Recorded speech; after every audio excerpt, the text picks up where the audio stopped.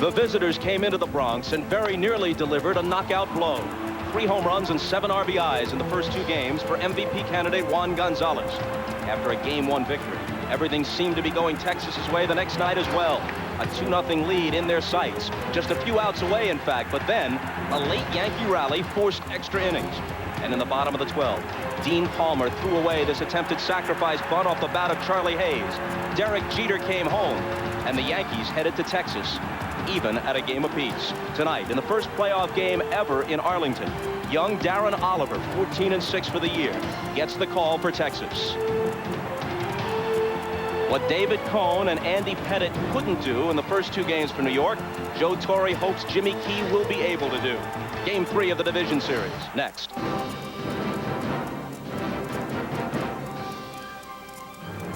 NBC Sports presents the American League Division Series. Tonight, it's Game 3. The New York Yankees versus the Texas Rangers. Minutes away from the first home playoff game in the quarter-century history of the Texas Rangers franchise. The beautiful ballpark in Arlington, the 3rd year for this facility for the Rangers. They had one of the best home records in all of baseball here, and much of it at the expense of the Yankees. They beat them 5 out of 6 here this year, and over the last 3 years, the Yanks have dropped 21 of 29 in Texas. Hi again, everybody. Bob Costas along with Joe Morgan and Mr. Baseball, Bob Uecker. Well, the Yankees have to be happy, all things considered, that they got out of New York with a split, but they will not be around much longer if they don't figure out some way to deal with Juan Gonzalez. Well, you're right, Bob, and when I talked to Joe Torre before the ballgame today, he says he doesn't know what he's going to do with him yet. But the one thing they can't do is make the same pitching mistakes they made in the first ballgame. This pitch here is in the middle of the plate. It was supposed to be on the inside corner, so he hits a home run off of David Cone. This pitch is supposed to be on the outside corner. He gets the middle of the plate. He hits the first home run off of Pettitte. You can see where it was supposed to be. And the final time up, he wants to come inside. You have to come inside, but they get the middle of the plate again. Home run number 3. You have to keep him honest by coming inside, but you cannot make any mistakes. I think they have to force someone else in the Texas lineup to beat them. Control artist Jimmy Key tonight for the Yanks, but he did not fare well at all this year against Texas. 0-2, hit hard both times. His last outing here in late July gave up 3 home runs, one of them, as you might expect, to Juan Gonzalez. His opponent tonight, Darren Oliver, who was 14-6, Uke. He's a hard-throwing left-hander, Bob, and a guy who beat the Yankees. His only victory against New York came against Jimmy Key in that game here at the ballpark in Arlington back on July the 31st. He worked 7 innings in that game and allowed 2 runs. He's got a 90-plus fastball, good curve, and a very good change of pace. The Yankees 20-27 against left-handers in 1996. The contrast, Oliver, like his team, new to the playoffs. Key, like his storied franchise, has been in the postseason many times before. One more item. The Rangers are in the playoffs for the first time in their history. The Cowboys have a bye this weekend. Football town or no, there is no excuse for any right-thinking citizen of this community not to be thinking baseball tonight. Game 3, next. With a change of venue, a change of lineups for Joe Torre against the left-hander Darren Oliver. Derek Jeter, who had begun the season as the number 9 hitter, moves up to the leadoff spot. Tim Raines drops to number 2 tonight. Bernie Williams will hit 3rd. Cecil Fielder, a solo homer and an RBI single in Game 2, is back in the DH spot. Strawberry on the bench. Fielder, the cleanup man. Tino Martinez will hit 5th. Mariano Duncan 6th. Paul O'Neill dropped to 7th. He's 1 for 9 in the series. Charlie Hayes in against the left-hander. Boggs on the bench, and Girardi catches and bats 9th. Oliver was 14-6.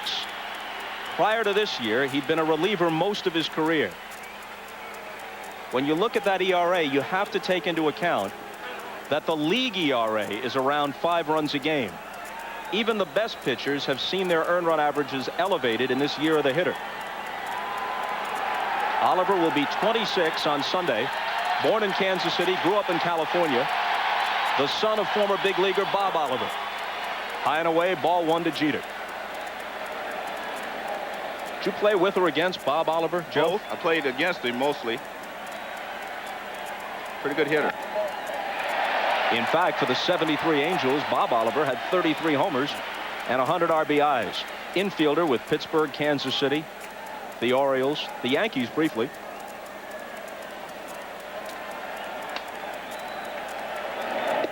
Next one to Jeter, misses.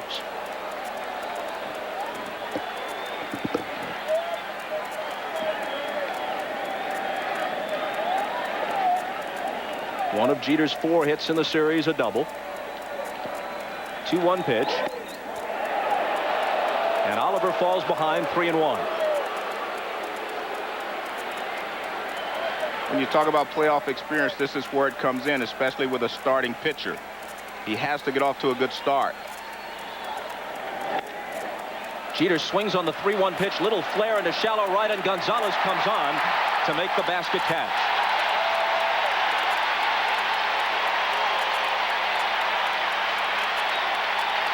There you see the Texas defense. Greer, Hamilton, and Gonzalez left to right in the outfield. Palmer, a key man in Game 2 against the Yankees, at third. Elster at short. McLemore again at second. Will Clark at first. And Pudge Rodriguez doing the catching with Darren Oliver doing the pitching. You know, one of the things, too, that you got to take into consideration about Oliver tonight is the fact that he's not working in New York, Bob. He's working in front of a friendly crowd here in Texas in his first postseason appearance. Oliver is reputed to be a serene sort. Not likely to be shaken, but nonetheless, as you say, better off in front of the home crowd, and this is first ever start of anything like this importance. Bob, I don't want to let this point get away. We saw Derek Jeter swing at a 3-1 pitch.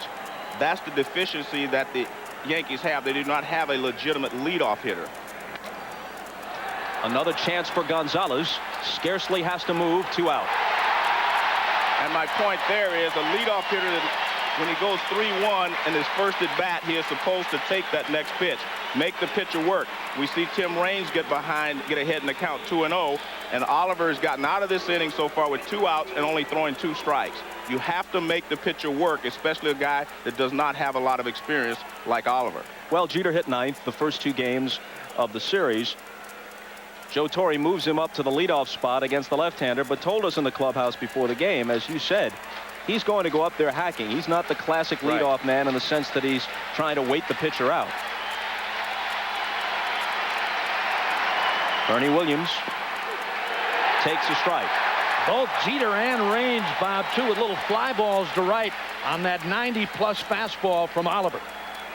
Saw the numbers on Williams, a disproportionate amount of his power from the right side when you consider that only about a third of his at-bats were right-handed. He hit 16 of his 29 out of the park from the right side.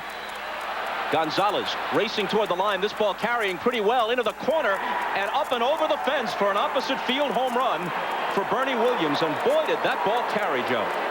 Well, it's down the right field line. It's short down the line. That ball curved right around the pole, but he must have hit it very well because that ball just continued to travel. I first thought Gonzalez had a shot at it.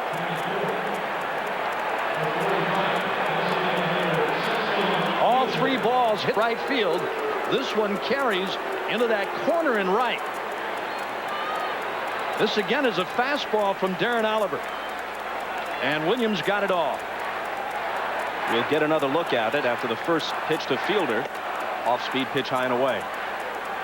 Here it is again. This is a fastball right around the outside part. And you see Williams a bit tardy, that ball slicing into the corner, and he hit it out of here. This ballpark is built in right field to be similar to Detroit. And that ball right down the line is only 325, so it's very short down the line. This is very similar to Tiger Stadium in right field. Next one to Fielder, misses. What breeze there is tonight appears to be blowing out in that direction, and it helped push the home run out of here for Williams. 1-0 New York.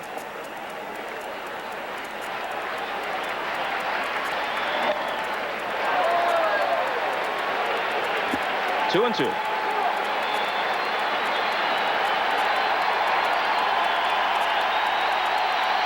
see that right field line. 325 as Joe said in the corner. Then angling out. A lot of nooks and crannies in this ballpark. A lot of different caroms and bounces. Full count to fielder. Generally, the left and right fielders here will bunch toward the gaps because there's so much room in the power alleys. A lot of triples in this park.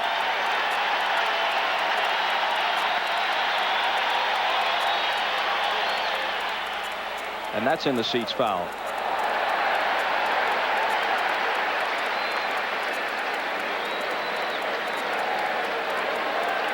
Darryl Strawberry got the start in game 1 against the right-hander Burkett. Stranded 4 runners. Then Fielder started game 2, had the solo homer and an RBI single. And an obvious choice to be back in against the left-hander tonight. McLemore has it, and that finishes the Yankees in the first, but not before the Williams home run gives them an early 1-0 lead.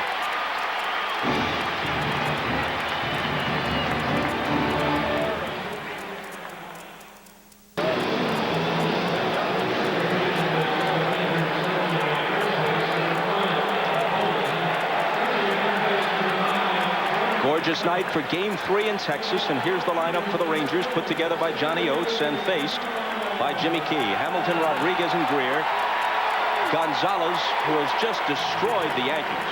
He might be the MVP. He's wrecked the entire league, but what he has done to the Yankees has been close to unbelievable. Clark, Palmer, Tettleton, McLemore, and Elster.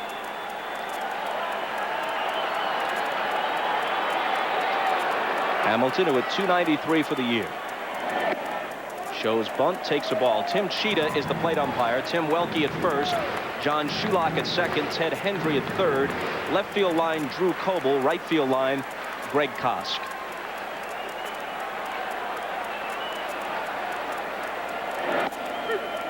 And that one's in there. Both starting pitchers tonight coming back off rotator cuff surgery.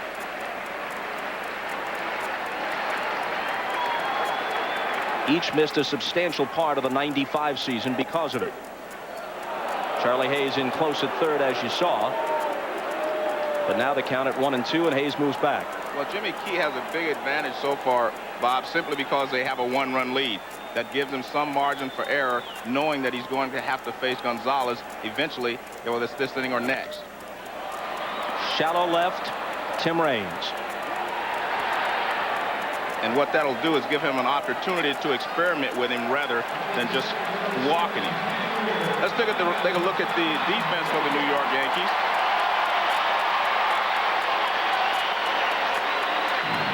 You mentioned the fact that Hayes is there at third base in place of Boggs tonight, but I think it's Key up the middle. Duncan and Jeter are going to have to make a lot of plays tonight because Key throws a lot of ground balls, keeps the ball in play.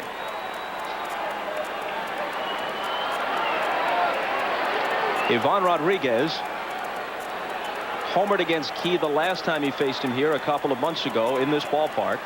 He's a .375 career hitter against Key with 2 home runs. Ball 1. You know, when you talk about both of these guys, Oliver and Key, Bob, coming back from rotator cuff surgery, it would seem to be Oliver, the guy who would be more affected in losing velocity. Key has never been that hard of a thrower. It's always been that little tailing fastball and a good breaking ball.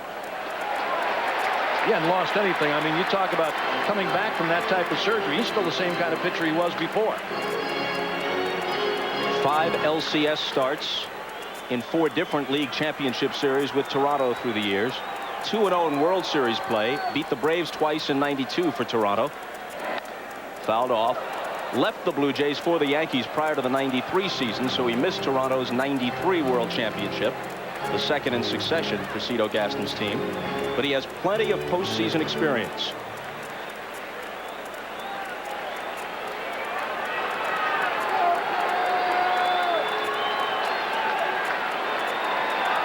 One out, nobody on, and his 2-1 pitch to Rodriguez.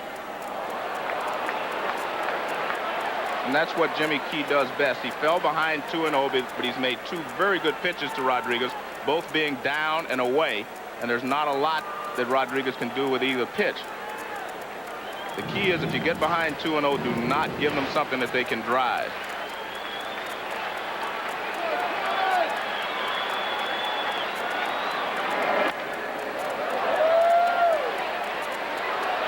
Still 2-2 to Rodriguez with Greer next, and if anybody gets aboard, Gonzalez. When you look at Rusty Greer hitting .332, to take nothing away from him, he's a fine hitter. But how many fastballs is he seeing? How many relatively fat pitches, with pitchers worried about this guy next? Exactly. Another 2-2. And Rodriguez spoils it again. Jimmy Key is 34 years old, a Florida native. Attended Clemson University. He's never been a 20-game winner. He's won 18 once, 17 twice. He's generally in those mid-teens and almost always goes out there and gives you a decent effort and keeps you in the game. That has not been the case in his 2 starts this year against Texas. Well, that's been the case with a lot of pitchers against Texas this year, Bob, but you're right. Every time he goes out there, normally he's going to keep you in a game. He just stays with his pattern all the time. He'll go away, away, away. He'll stay there all night long. Lined, and Duncan has it. So Rodriguez hit it hard, but Duncan had him played in the right spot. Well, Rodriguez has almost exclusively hit the ball to right field the last month of the season, but with Jimmy Key, that's the way to go. If you're going to hit Jimmy Key well, you have to hit the ball from left center to right center. You can't go up there trying to pull the ball unless you're strong like Gonzalez. You can overpower it. But you see this ball moving down and away, and Rodriguez goes with it. If you want to get an early read on Jimmy Key, all you have to do is watch the target. Watch the catcher's target and see how close he hits it or how often he hits it. And that'll tell you whether he has his good control tonight. Well, Girardi was asking for it on the outside corner, and that's pretty much where he got it. Well, I've been noticing that from the beginning tonight, and he has been very close to the catcher's target with each and every pitch.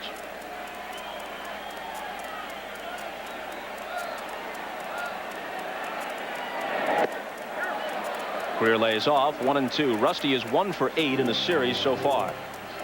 They checked at third, and Ted Henry said no. It's one of those times when you'll see Jimmy Key come sidearm to a left-hander, get out in front of you, and not only with a breaking ball, it doesn't always have to be a breaking ball. He'll come with that sidearm curve and try to paint you on the outside corner. Just missed on Greer.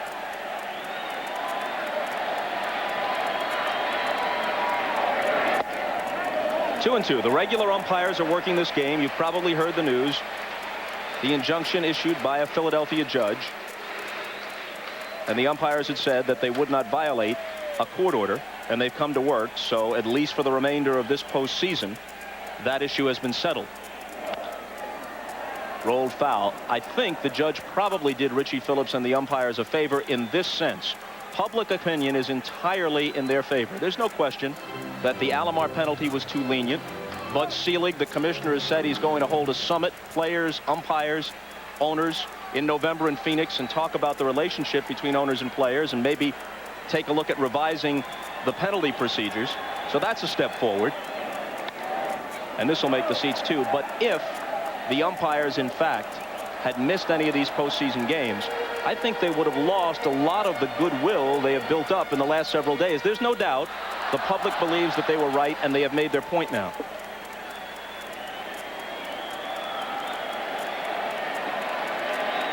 Another 2-2 pitch, and a full count to Greer.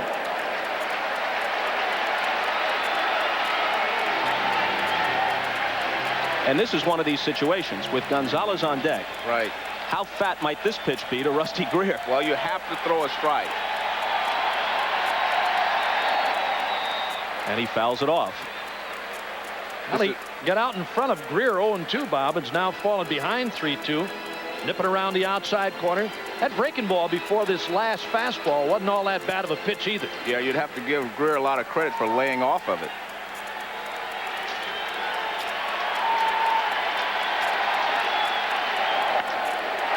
Center field, Bernie Williams turns. This ball is pretty well hit. He's at the track, he's at the fence, and he makes a tremendous leaping catch. It appeared the ball was above the wall. He took at least an extra base hit away and probably a home run. Williams hit one himself and stole another. A classic never goes out. Bernie Williams forged the lead with a homer of his own. Then he preserves it by stealing one from Rusty Greer in the bottom half. Well, he got a great jump on the ball, and he timed his leap perfectly. And he is over the wall, and he brings it back in. He's done this about 5 times this year. And Rusty Greer, knowing he was going to get a fastball, drove it And you can see how disappointed he is. He said, well, that's about all I can do. Nice play there by Bernie Williams. But again, he's made plays like that the entire season. Tino Martinez steps in to start the second. The only people equally disappointed were the kids who were scrambling down the embankment in anticipation of a souvenir, and they had to pull up short when Williams made the startling grab. Everybody talks about this being a home-friendly ballpark, a Ranger-friendly ballpark. It's a good hitter's ballpark all around. Will Clark will take it himself. One first baseman retires the other.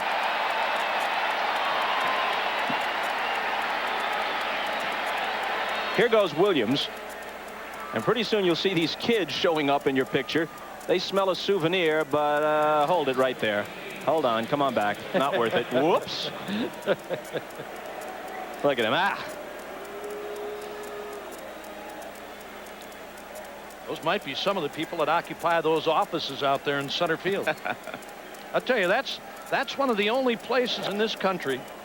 Yeah. Here's Rodriguez pouncing out. Can he make the play? He pulled Clark off. Well, he had to hurry, but you could see how good a catcher Rodriguez is and how quickly he gets rid of the ball. I mean, he pounces on this quickly. Oliver, being left-handed, was going to be a difficult play for him. Now watch, you'll see Oliver comes into the pitcher first, but he would have to catch it, whirl, and turn. See, he's left-handed. Rodriguez fires to first base, but he pulls Will Clark off the bag.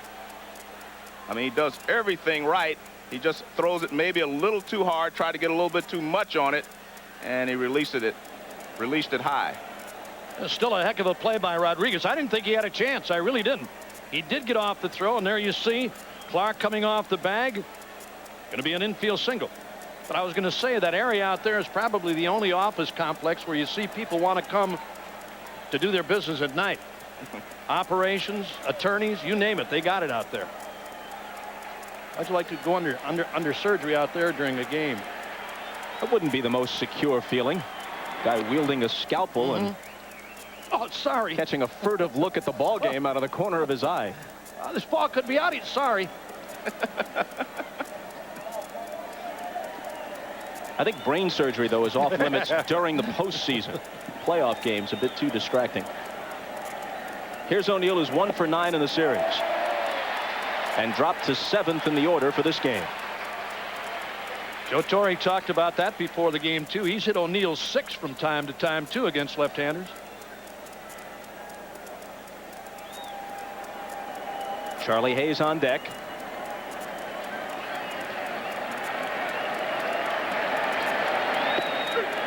And a called strike 2.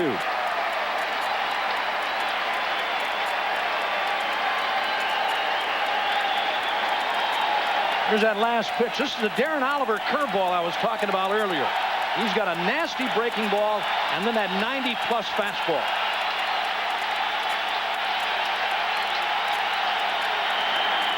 Duncan back easily. We had a good close-up there of Oliver, and you can see in his eyes that he's not overly excited. Has his composure, and that's what Johnny Oates said. He's never seen him excited over anything. He said, but if he doesn't get excited over tonight's start, I'm going to have to check his pulse.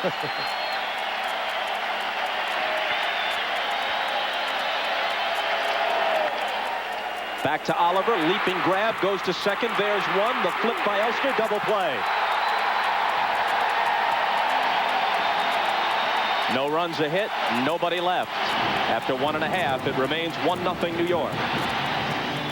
Well, the failure to complete a 1-6-3 double play, I believe, cost them the second game because it cost them a run, and every one run was valuable. This has turned perfectly from Oliver to Elster to Clark, and with a runner at third in the second game, Hill gave a high throw to second base, let a run score, and we all know how valuable runs were in that second ball game, but this is the way to complete it, 1-6-3.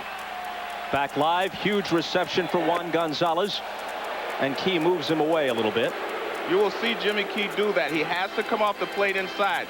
People will say, why not just throw everything away from Juan Gonzalez? You will not make mistakes. Well, if you do that, he will go out over the plate and get it. He hit 12 of his 47 home runs to center field or to right field, so you have to keep him honest inside and then go away. Down and away, 2-0. Coming into this series, the Yankees might have been hoping that Gonzalez was cooling off a bit as the season concluded. He had 3 home runs in his last 20 games. Well, he clouded 3 home runs in the first 2 games of this series. It's unbelievable what this guy has done against Yankee pitching this year. It really is. Here's the 2-0. And this one is whistled into center. Maybe that's a moral victory for the Yankees. It's just a single. Well, you could see where the pitch was. We showed you in the opening how they had made mistakes on him before. This is not a mistake. This is good hitting by Gonzalez. Watch. The pitch is down and away. Look at the target. Pitch is down and away, and he goes out and gets it and still gets a base hit to center field. Joe, you know, we talked about extension, the extension that this guy gets. Watch this. Watch where this pitch is. I mean, he's right on it. That's not a bad pitch at all. Right. And he's right on it and drives it to center. That's why you can't just stay away from him completely. Will Clark with a man in scoring position in extra innings. They walked Gonzalez intentionally in game 2, even though Wetland, the right-hander, was on the mound, and even though Clark is a respected clutch hitter, and it was a situation where only a single could have won the game. And the strategy proved correct for Joe Torre as Clark flied out. Well, they may not make that same move if they were here in Texas, Bob. You make that move in New York because you have one more at bat coming, and you do not want Gonzalez to hit the ball out of the ballpark and maybe get you 2 or 3 runs down. Clark hits a single, you're only 1 run down, you still have the opportunity to catch up. I don't think they would make that same move here in Texas. 1-1 pitch. Key so effective changing speeds. That's what he does best. He keeps you off balance. A lot of people think you have to throw hard to keep a hitter off balance, but you do not. That's what good pitching is, keeping the hitter off balance by changing speeds.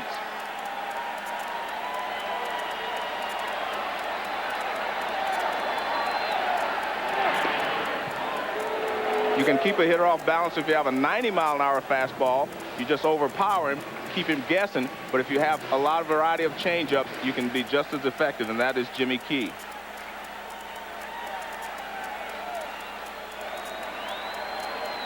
Now his 1-2 pitch. And a late swing by Clark, a weak wave at it.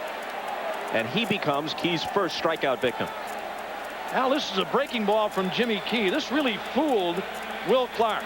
There you see the rotation, that ball pulling away from Clark. It was a bad pitch. I think Will Clark was just looking breaking ball. Bob was going to go and took this bad hack at a bad breaking ball. You know, you got yourself geared. If you're geared for a certain pitch, in your mind, you're saying, I'm going. If it's a breaking ball, I'm looking breaking ball, I'm going. I think that's what Clark did. Palmer squibs one to the right side. Duncan takes the play at second on a good play to Jeter covering, erasing Gonzalez, and now Palmer becomes the runner at first, but with 2 out. Was a good play by Duncan because he could have easily just taken the ball and gone to first base for the easy out, but you would have allowed the runner to get into the scoring position. You take the risk because the reward is worth it. The reward is you keep the runner out of scoring position. See, that's not an easy play because he has to throw away from the runner, but Jeter helps him by getting on the outside of the bag. Now watch Jeter. He will be on the outfield side of the bag, right out there, so that he can take the throw and get out of the way.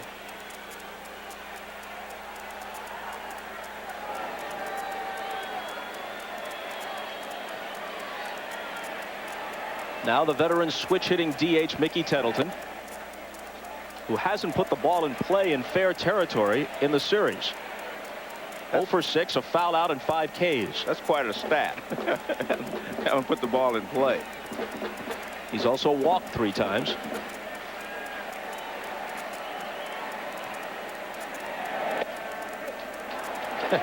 Boy, he just doesn't give in. I mean, he stays out there all night long. Missed outside with a fastball. Girardi's setting up out there again, and there he is. I'll tell you what, there are some games, there have been some games in this playoff series that's a pretty decent strike. Hit to short. Jeter shovels it over to Duncan. And that'll do it in the bottom of the second. No runs ahead, a man left. Still 1-0 Yanks. AT&T and now Costas. We're also joined by Jim Gray, who is down in the stands with American League President Gene Budig. Jim.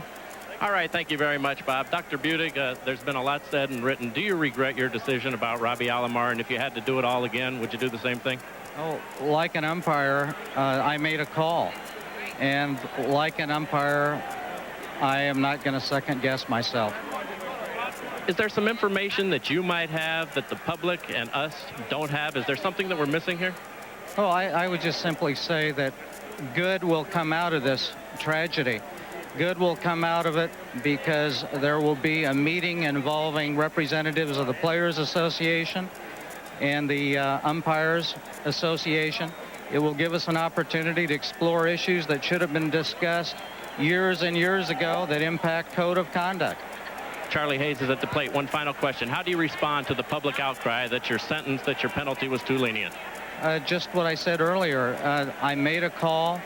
I respect umpires. I tried to do what was right. I met with my umpires. In fact, tonight, American League umpires know that I care about them. I very much want to be fair, and I will continue to do that. Dr. Budig, thanks for coming on. Thank you. Let's go back upstairs to Bob Costas. And Charlie Hayes whacks this one to short, and Kevin Elster's throw pulls Clark off the bag.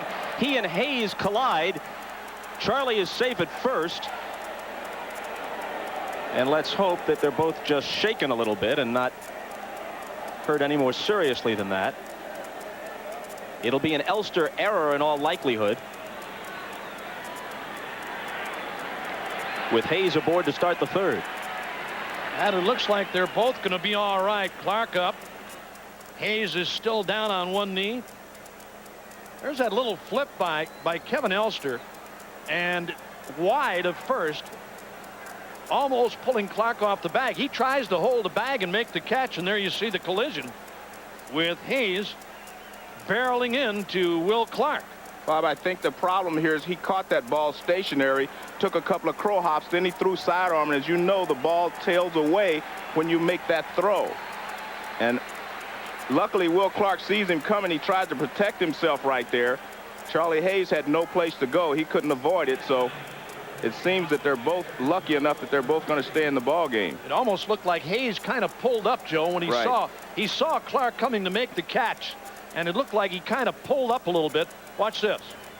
See, he's pulling up right there. He's trying to make the blow a little bit easier than it was on Clark, or even come to the outside of the bag, but he had no place to go. The error is charged to Elster, and that brings up Girardi, who's a pretty good bunter. Palmer moving in, no sign of the bunt, and a called strike. Joe brought out a good point, Bob. In any infielder or shortstop, in this case Kevin Elster, that sidearm throw always kind of tails on you. That's why a lot of guys like to get up on top, grab that baseball across the seams, and really cut loose. If it does anything at all, it hops. Quick throw by Rodriguez, but diving back is Hayes, and you always got to be alert, because Ivan Rodriguez just loves to throw. I love to watch this guy catch. I really do. Joe Torre told us before the game tonight, when we talked about would you hold back on playing hit and run baseball or stealing bases against Rodriguez, he said no, not at all. We're going to play the game the way we want to play it. The one thing that we caution our runners, watch this guy on pickoffs. 1-1 pitch, swing and a miss on a good fastball.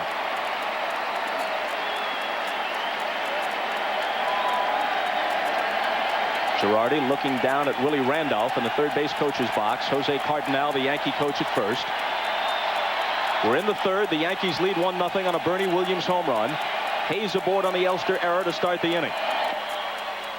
A high hopper, and Oliver's only play is at first when it finally comes down, and he gets Girardi, with Hayes moving up into scoring position. Well, now, gentlemen, listen to this, and I'm going to read it verbatim. Tomorrow night after the game, they're uncouth, unwashed, and uncensored. They're men behaving badly. Wednesday's newest comedy hit is making a special Saturday appearance after the game. Just how outrageous can they be? You will find out Saturday. Men behaving badly following the Padres and Cardinals. Well, I know you're not uncouth, and I know Bob's not unwashed. I don't know about uncensored. So we'll have to watch and see. Actually, that could refer to some of the goings-on this week in Major League Baseball. Uncouth, unwashed, and uncensored. All I know is we're going to San Diego. Men behaving badly. They can be found in various places. Time was called. Jeter stepped out. Let's check our trucks first.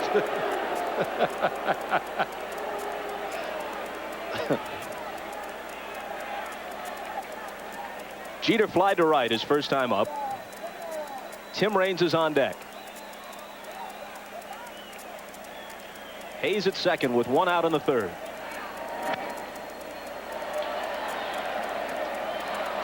Just to complete the thought after the conversation between Gene Budig and Jim Gray, precedent always has been that regular season offenses, no matter how severe, are not punished with postseason suspensions. Baseball obviously plans to look into that because this situation was not equitable.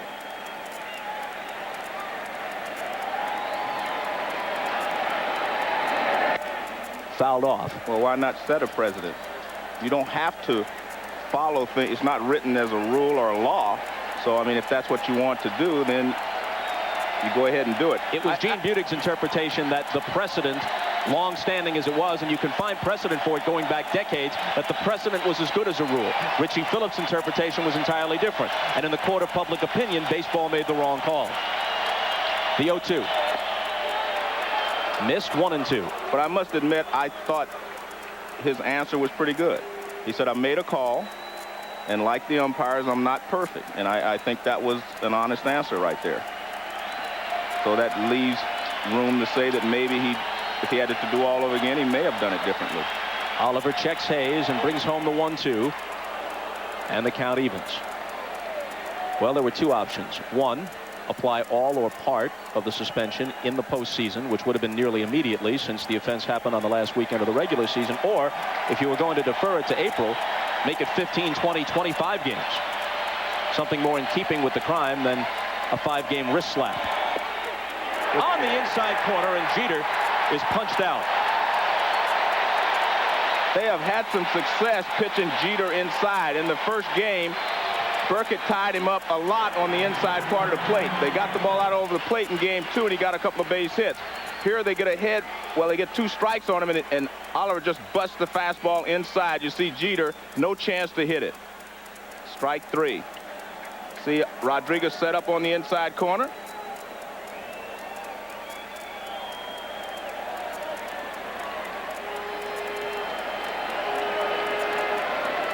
Now Raines. He flied out his first time. You hate to see Gene Budig in the middle of this, although obviously it's part of the job, but Budig is an honorable and decent man.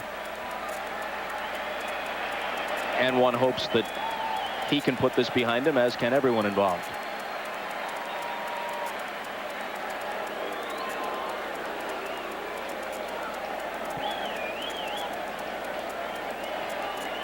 And maybe some new approaches will come out of that summit meeting that Bud Selig has called for next month in Phoenix. Something players, umpires, and owners can all find in their mutual interest. Throw in behind by Rodriguez, and he has got Hayes picked off.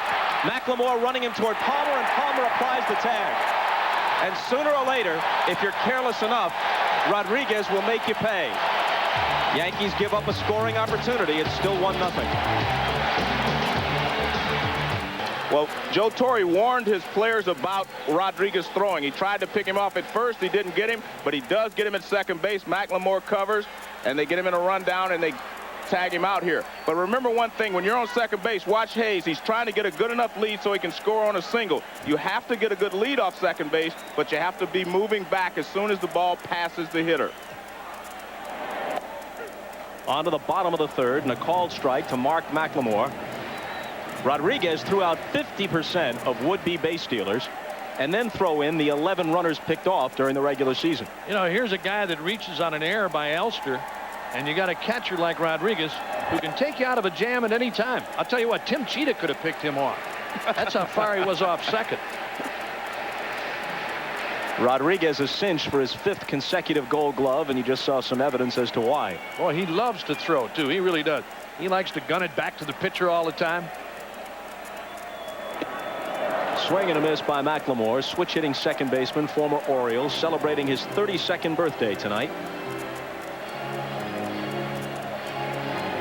Elster on deck. Then back up to the top of the order for Darrell Hamilton. Bottom of the third. Yankees lead at 1-0 on an opposite field homer in the first by Bernie Williams. Called strike 3. That's the second strikeout for Key. If you're just joining us, Williams kept it a 1-0 game by leaping up over the center field fence to take a home run away from Rusty Greer in the bottom of the first. Here's that last pitch by Jimmy Key, that little riding fastball, a little tailored down and away.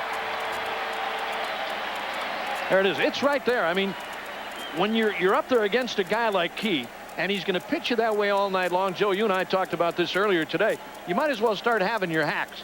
He's going to get those pitches on the outside corner either way, and you might as well start cutting.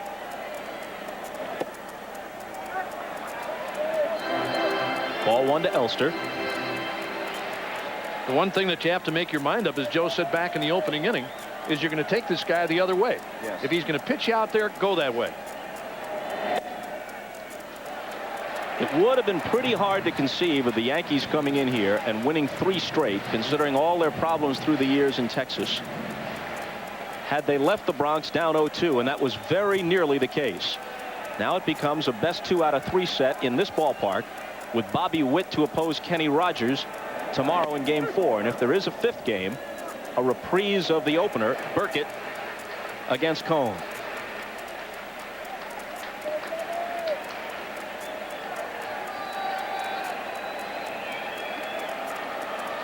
That tells you pretty much what you want to know about these two clubs. I mean, pretty similar. They're awfully tight and tough, and it's hard to believe for me that the Yankees have had that kind of a problem in this ballpark, Bob. Not only this year, but going back to its inception. Mel Stottlemyre and Don Zimmer flanking Joe Torre on the Yankee bench. Full count to Elster. One big difference. The Rangers were one of 4 clubs to hit over 200 home runs this year. They hit 221.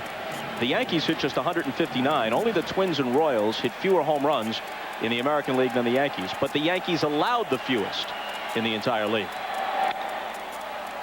A pop up to the right side. Tino Martinez. Of course, they weren't so stingy with the long ball in the first 2 games in the Bronx, when Gonzalez hit 3 and Palmer also connected.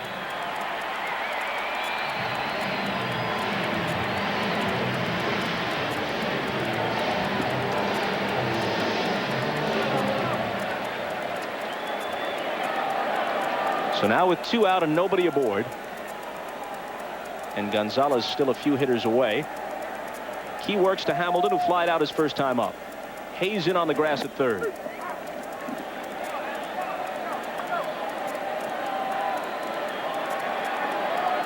Seems to me that Jimmy Key is starting to get into his rhythm, and once a pitcher like Key gets in the rhythm, he's awfully tough to beat until he runs out of gas. Uke, am I right in thinking that Key is throwing more fastballs than he usually does? You know, I was just going to say, Bob, I'll bet you his fastball to breaking ball ratio tonight is about 3-to-1, maybe even more than that. It's been fastball, away, away, away, and every once in a while a breaking ball. There it is on Darrell Hamilton, one of the few that he's thrown tonight. But he's doing good work with his fastball. He really is. And the reason for that, though, is that you remember now he got beat up here the last 2 times, so he's changing his pattern. We talk about hitters adjusting to pitchers. Pitchers also make the adjustments to teams. Fouled off, still 1-2. And I think he feels like they were looking for a lot of off-speed pitches, and they probably were the last time, and they hit him. So if he thinks they're looking for it, then he makes the adjustments and throws a few more fastballs. But he's also using that cutter. It's not a straight fastball. One is sinking a little bit, the other is cutting. Breaking ball just showed it to him, trying to get him to chase it. 2-2. Well, I guess he heard you, Bob. When you're watching Key work against Hamilton here, and you look at the Texas outfield, or the Yankee outfield, I should say, switch way around toward the left side. They're going to pitch Hamilton that way, and hopefully that's the way he's trying to go. I mean, he can't pull anything off the outside corner. That misses inside. The outfield is very shallow, and Raines very close to the line and left. O'Neill giving him all of the line and right. Raines is playing Hamilton like a dead right-handed pull hitter. There you see O'Neill way off the line and right. Payoff pitch. And the Nets do no good.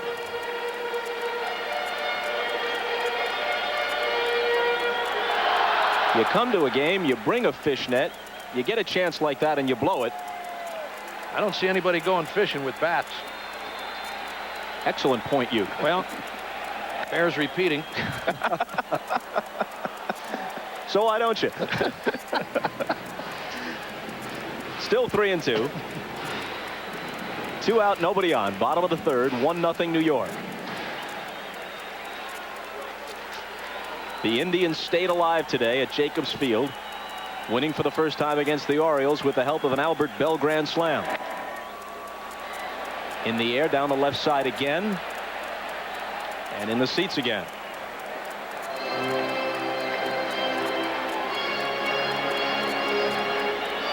Cleveland wins it 9-4. B.J. Surhoff connects again, this time in a losing cause though for Baltimore.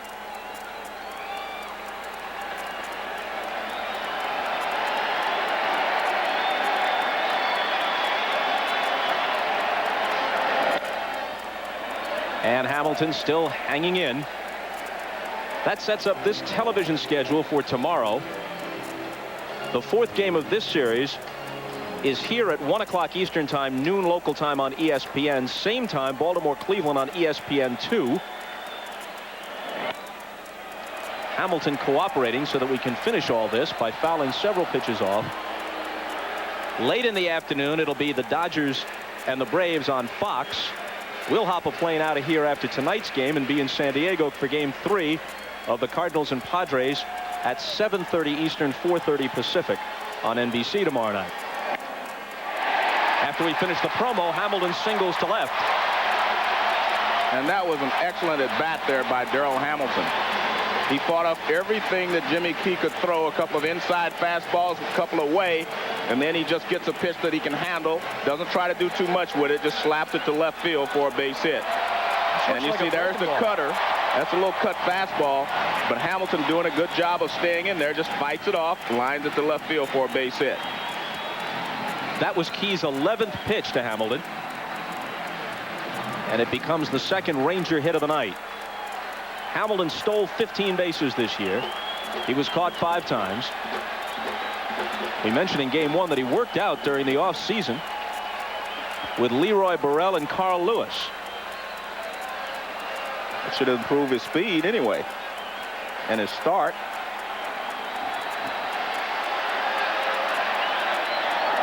Rodriguez rips this one into right center field. If it gets in the gap, which it will not, Hamilton might have been able to score, but O'Neill gets over to cut it off. Runners are at the corners now. Rodriguez has always hit Key well. .375 lifetime with a couple of homers coming into tonight's game. His first time up, he hit it right on the nose and lining out to Duncan. This time hit it the same direction, but over Duncan's head for a base hit. Well, the reason he hits Key well is because he goes the other way. He stays left center, right center. That's you can see him making a conscious effort to hit the ball the other way, even though this ball is not away from him. This ball is inside, but he inside outs it and finds the gap in right field. But that's the way you have to hit against Jimmy Key if you're going to have a lot of success.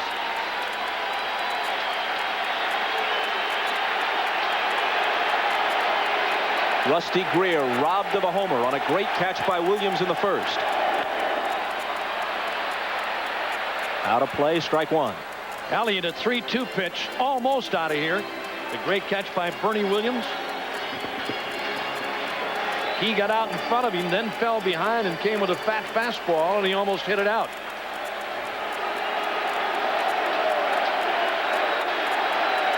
Have to throw strikes to Greer. Gonzalez is on deck. Check swing roller Charlie Hayes across the diamond, and Texas leaves 2. After 3, it's still 1-0. Bernie Williams due as the second hitter in the 4th when we come back to Arlington after this. 4th at the ballpark in Arlington. Tim Raines, Bernie Williams, Cecil Fielder due for the Yankees. Raines was at the plate when Rodriguez picked Charlie Hayes off second to end the Yankee 3rd. Tim hit .284 for the year, an abbreviated year for him. Missed almost 4 months with pulled hamstrings, both of them. Switch hitter, as you know, hit .256 right-handed, but that's in only 39 at-bats from the right side this year. He flied out his first time up.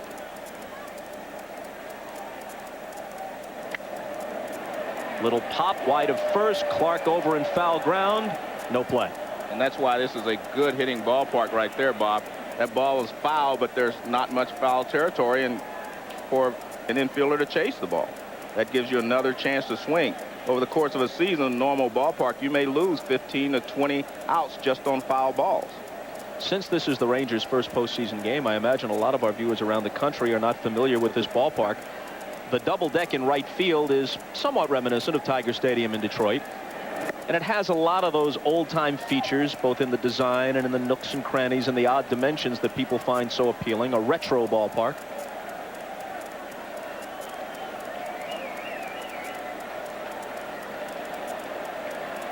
Two-one pitch.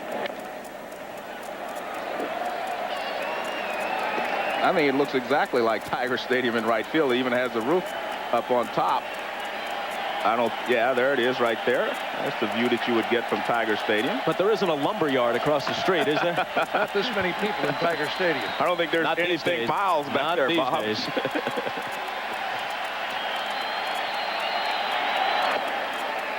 Full count to Raines, leading off the fourth. One of the things about the Yankees against Oliver so far, the right-handed batters, nobody's really pulled this guy. Nobody's got out in front of his gas yet to really jump on something and try to pull it. Everything's been gone the other way. And a leadoff walk for Raines.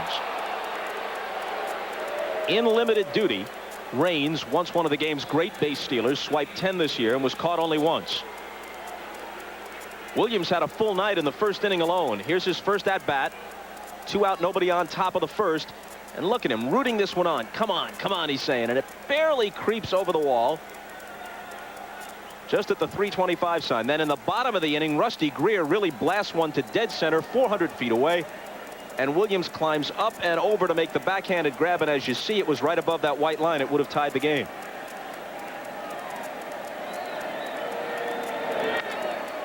Williams fouls it off.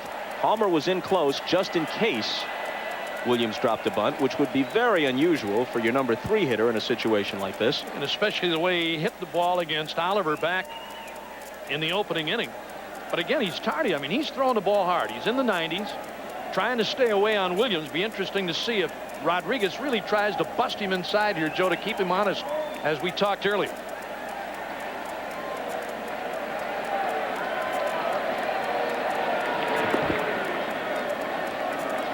Rodriguez playing a little cat and mouse with Bernie Williams. He was actually going to go inside on that pitch. When Oliver threw to first base, he moved back outside like he was outside again. They don't want you peeking. No, they don't want you to know where they're going. You see, he sets up right in the middle, and then he goes to the spot he wants Oliver to throw it to, and I think he's going to go inside this time.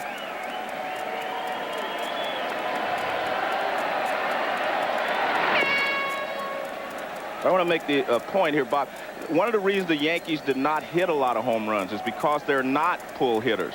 They use the biggest part of the ballpark, and in Yankee Stadium, you know, it can get, you know, rather long ways to hit it out to straightaway center field. And that's one of the reasons they're not a power hitting ball club, because they do not pull the ball a lot. In a year when 43 major leaguers hit 30 or more and 17 hit 40 or more, Bernie Williams topped the Yankees with 29. But if you go through the lineup, Jeter, Raines, Williams, even Fielder, they're not pull hitters. They hit the ball back, left center, right center. They're not pull hitters, so they're not going to hit a lot of home runs. I would bet that a lot of Bernie Williams home runs were like the one we saw earlier this inning, and to right field.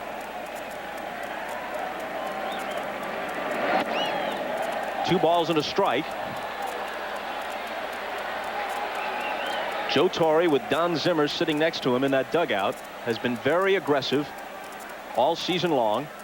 Not so much straight steals, although they've done a bit of that, but moving people, getting the infield out of position, trying to shake things up. That's what he told us tonight. That's the way they played all year long. He admitted they don't have a big power ball club. Forget about Cecil Fielder.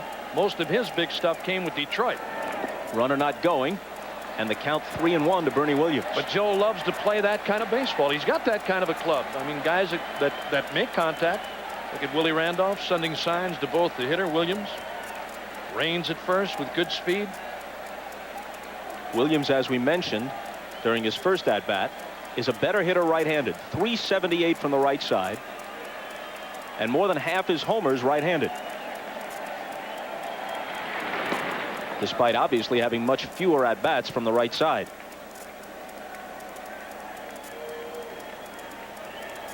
You see Bernie Williams, what a difference a year makes. He's another guy, Joe, that's bulked up too. I mean, when Bernie Williams came to the Yankees a couple of years ago, he was long and lean. Full count now to him. Well, this is the type of situation where you should send Tim Raines 3 balls and 2 strikes. And I'm noticing one thing. Mark McLemore at second base is playing close to second base. He's giving Williams a lot of the right field side. And Williams is late on everything. You would think that he would move over a little bit and have Elster cover if Tim Raines goes. But he's close to second base. Look at all the territory he's leaving on the right side if Bernie Williams hits a ground ball that way. And he's been late on every pitch he swung at. Raines is going. Pitch coming. Hit toward the hole and through. Raines rounds second, and he'll chance it. And Greer's throw goes to the middle of the diamond. First and third. Nobody out. You have to give Bernie Williams a lot of credit there. That's the first fastball they came inside with, and he was able to get around on it. Every other pitch was out over the plate. And watch where this pitch is. Usually this will get you out. See, inside he's able to pull it and get the ball in the hole. Normally, you're not going to pull that pitch if everything has been away from you. See, Rodriguez set up inside, and the ball's inside. Good hitting here by Bernie Williams. That's actually the first fastball, Joe, that they've pulled against this guy. Well, that's the first one he got inside to Bernie anyway.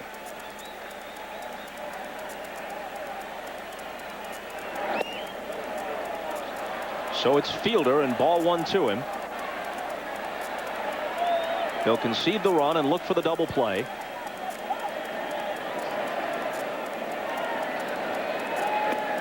Strawberry, the DH in game 1. Replaced by Fielder the next night. And an easy call for Joe Torre against the lefty here. 2-0.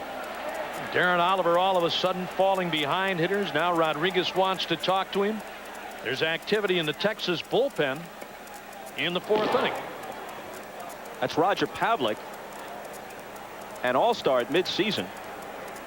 Opened the year at 10-1, but in the second half it really went downhill for him, and now finds himself out of the rotation and in a long relief role for the playoffs. They're also without Kevin Gross, who came down with a bad back and missed all of the last month of the season. Johnny Oates and third base coach Jerry Narron. Saw a moment ago.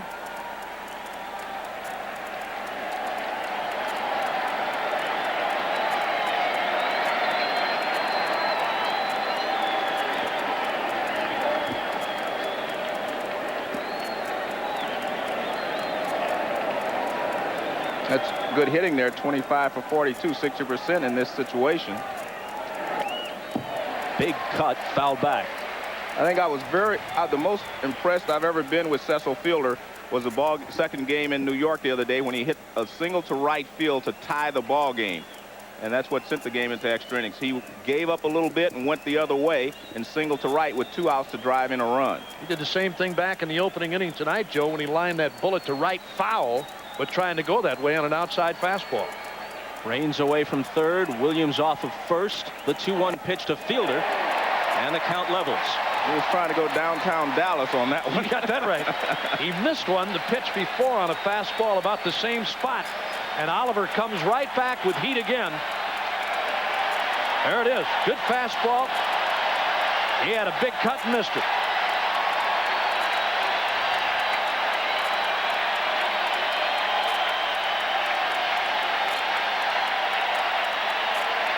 Oliver's 2-2 pitch. Called strike 3 on the off-speed pitch.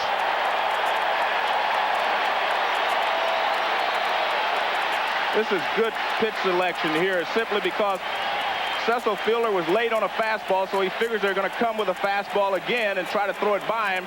Oliver comes right over the top with that curveball right on the inside corner. Fielder is completely fooled by this pitch. No chance. See, he's geared up for the fastball. He's already out there, and it's a breaking ball. Nothing he could do with it. Good pitch selection there from Oliver. Tino Martinez grounded to first his first time up. He drove in 117 runs this year and pronounced himself disappointed with that because he had a weak April and an equally slow September. Thought he should have knocked in closer to 140.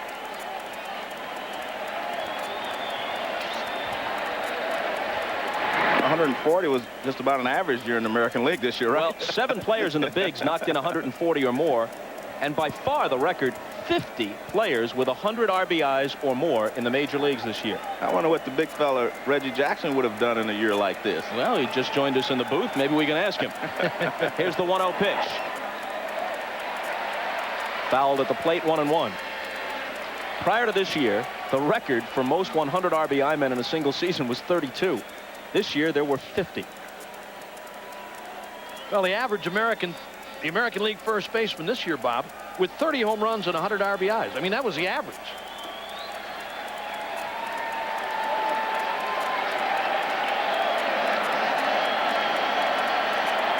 Two on, 1 out, and the 1-1 pitch. Mariano Duncan is on deck. Top half of the fourth. 1-0 New York. Game 3. Series tied at a win apiece after they split the first 2 in New York. Martinez could not check. And it's 2-2. One of the problems young players have when they get in trouble is they try to throw their way out of trouble. They try to overpower the hitters. You see a good pitch selection assortment here from Darren Oliver with Rodriguez. They are mixing their pitches very well since he has been in trouble.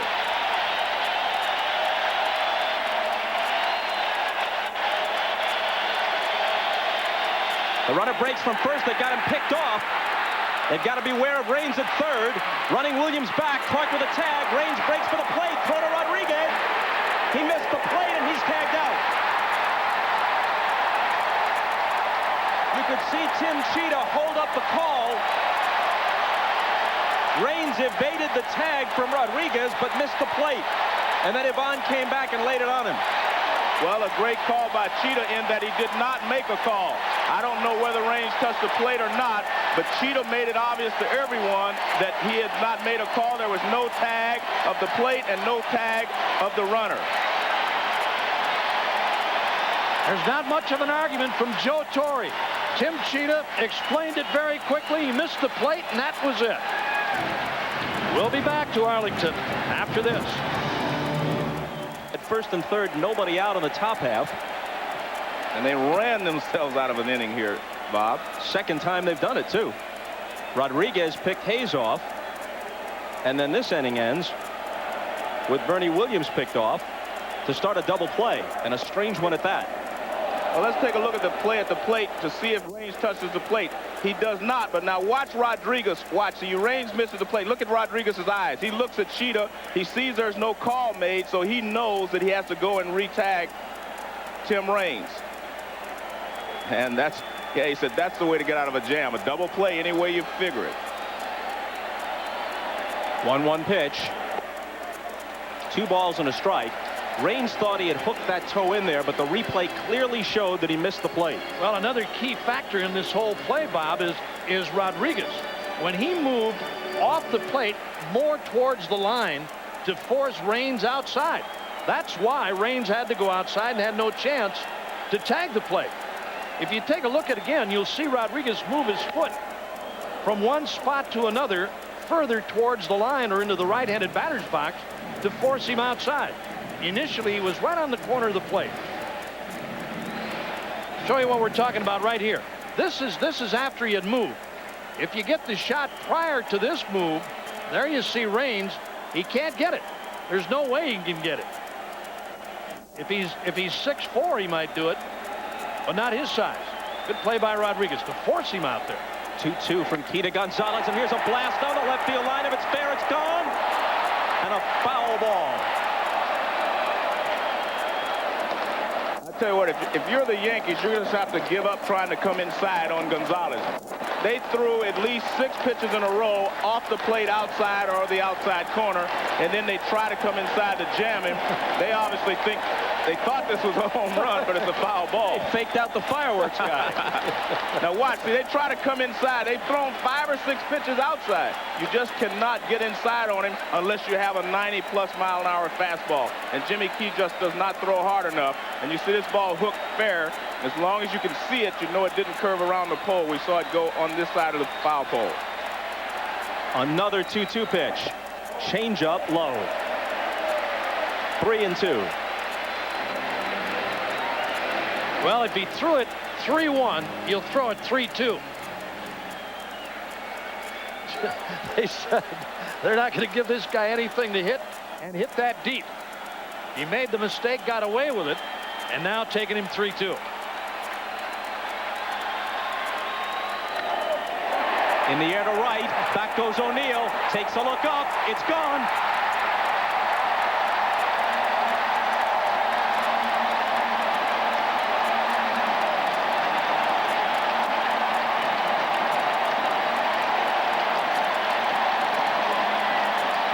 It is bordering now on the incredible. Well, let me explain something, Bob.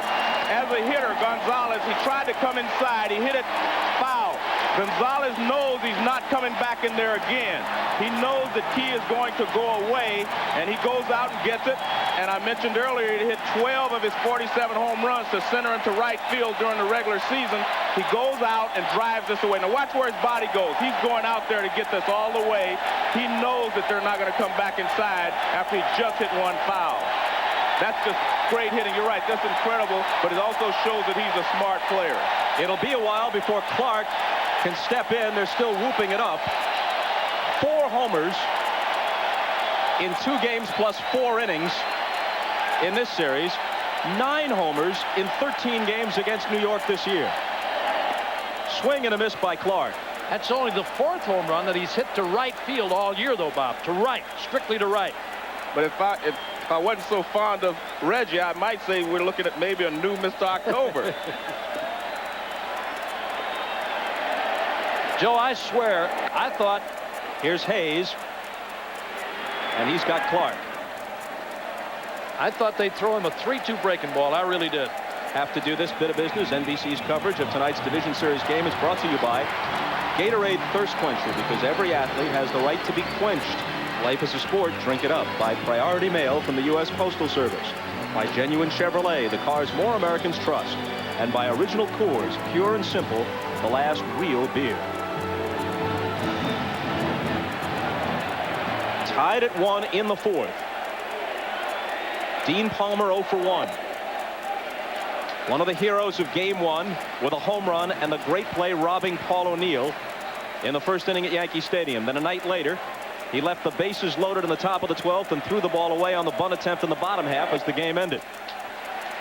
Bob, that home run by Gonzalez also breaks a 12-inning scoring drought for the Texas Rangers. Well, he might be feeling like the Lone Ranger. Right. He has 8 of their 11 RBIs. With the exception of the Palmer home run in Game 1, not too many Rangers other than Gonzalez have done much. But Gonzalez has done plenty.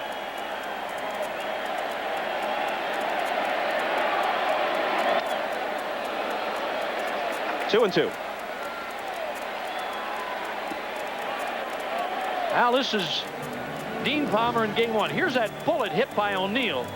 With runners at 2nd and 3rd, he made a heck of a play to save a couple of runs there. And then, as Bob said, here's the bunt by Hayes. An easy play. And he threw it past McLemore, and the Yankees win. 2-2 pitch to him. Squibbed foul. A light rain had begun to fall at that point in the extra inning game at Yankee Stadium, and the ball might have been just a little bit slick when he picked it up on the infield grass and threw over to McLemore. He offered no excuses. He just said, I made a bad throw. Well, he Easy play. He threw it sidearm also, Bob, which, as you know, sometimes will make the ball sink. I mean, I still think when you're throwing from the left side of the diamond, you have to get on top or at least 3/4.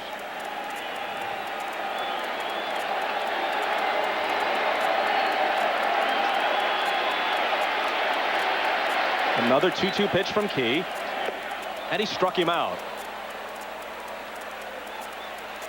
I want to go back, and Palmer couldn't catch up with it. Go ahead, Joe. I want to go back to Gonzalez and explain something. Good hitters do not have to look for the ball inside. They just react to the ball inside. So Gonzalez can look out over the plate and go attack the ball. And I mean, I don't see any way that Jimmy Key has of getting Gonzalez out. I mean, you can't pitch him inside. We saw him come inside. He almost hit a home run. We see him go away, which he had done the entire ball game. He singled a center, his other at bat. Now he goes out there and hits this one over the right field wall. But I expected him to do that. That's why you cannot just pitch him outside all day, because he will make the adjustments. I still thought, and I still think he should have, despite the fact that he hit the home run. He threw him a 3-1 curveball. I don't know why he didn't throw it 3-2. And after talking with Joe Torre before the game, when he explained how they wanted to pitch and what they wanted to do with Gonzalez, it's extremely surprising. 1-0 pitch to Tettleton. A ball and a strike. It isn't just this week either. He came into the series having hit over 500, speaking of Gonzalez, against the Yankees for the year. And he had hit 5 home runs against them in just 10 games. He missed a couple of their games against the Yankees with injuries.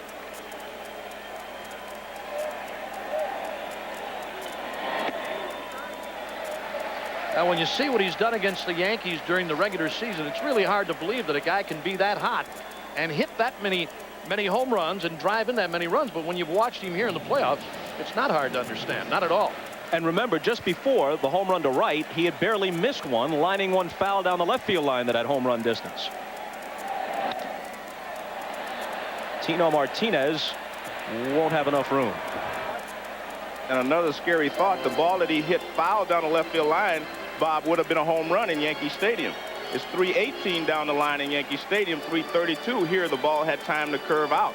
That ball would have been a fair ball in Yankee Stadium. But it doesn't matter. He just comes back and goes the other way.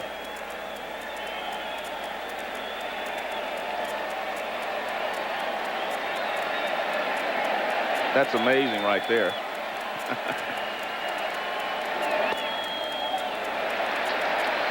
Well, count to Tettleton. In the series, Bob, I was going to say he's 6 for 11, 4 home runs. He's knocked in 8, 18 total bases. I mean, what more could you ask from this guy? The Rangers have 11 runs. He's knocked in 8 of them. The 3-2. In the air, right center field. O'Neill has this one lined up in front of that 377 sign, not quite to the track for the catch. The homer by Gonzalez evens the issue after 4. Game 3 in Arlington. Here's the Hertz game summary, and it's pretty straightforward. Bernie Williams, opposite field home run right down the line in the top of the first. That holds up until the bottom of the 4th, when Juan Gonzalez, after just missing one foul down the left field line, goes deep to right center, his 4th homer of the series. We're tied at 1. This game summary brought to you by Hertz. For business, for pleasure, nobody does it exactly like Hertz. Indeed, he is the man. There are other signs around the ballpark proclaiming him Senior October. And who could argue off what he's done so far? Tino Martinez was at the plate when the top of the 4th ended in bizarre fashion. A pickoff double play. 1-3, 6-3-2. Darren Oliver picked Williams off first, and as Clark and Elster were running him down, Raines broke from third. Clark applied the tag to Williams, then pegged to Rodriguez at the plate.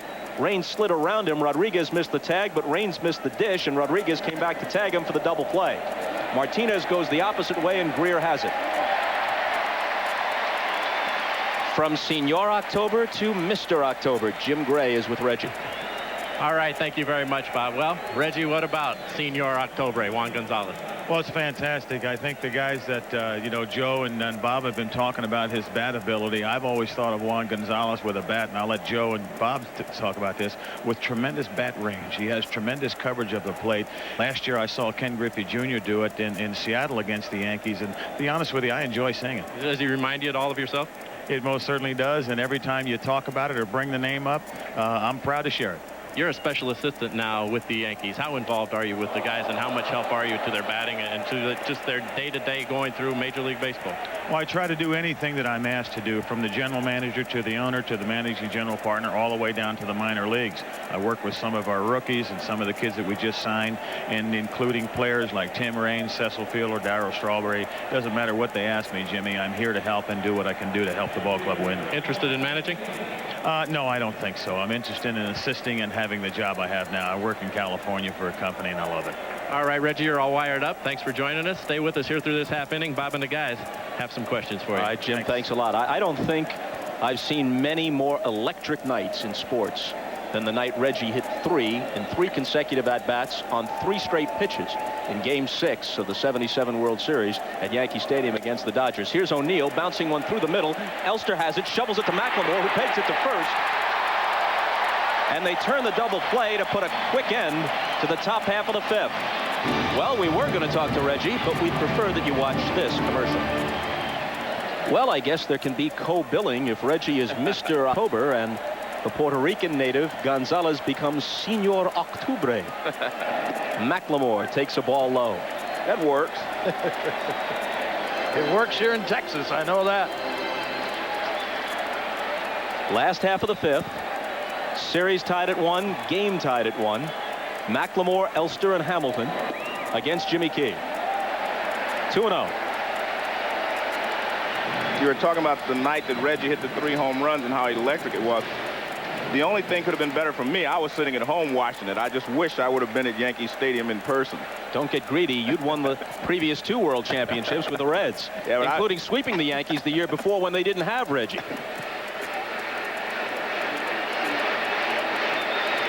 Two and 1 to McLemore.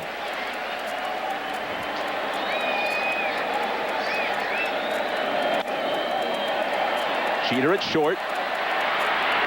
1 down in the Ranger 5th.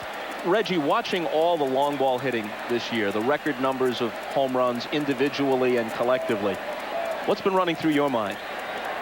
That I wish I was playing in the 90s. I think that I think that the ball is juiced, and I do think that the quality of pitching, the talent of pitching is way, way down. Very, very few hard throwers.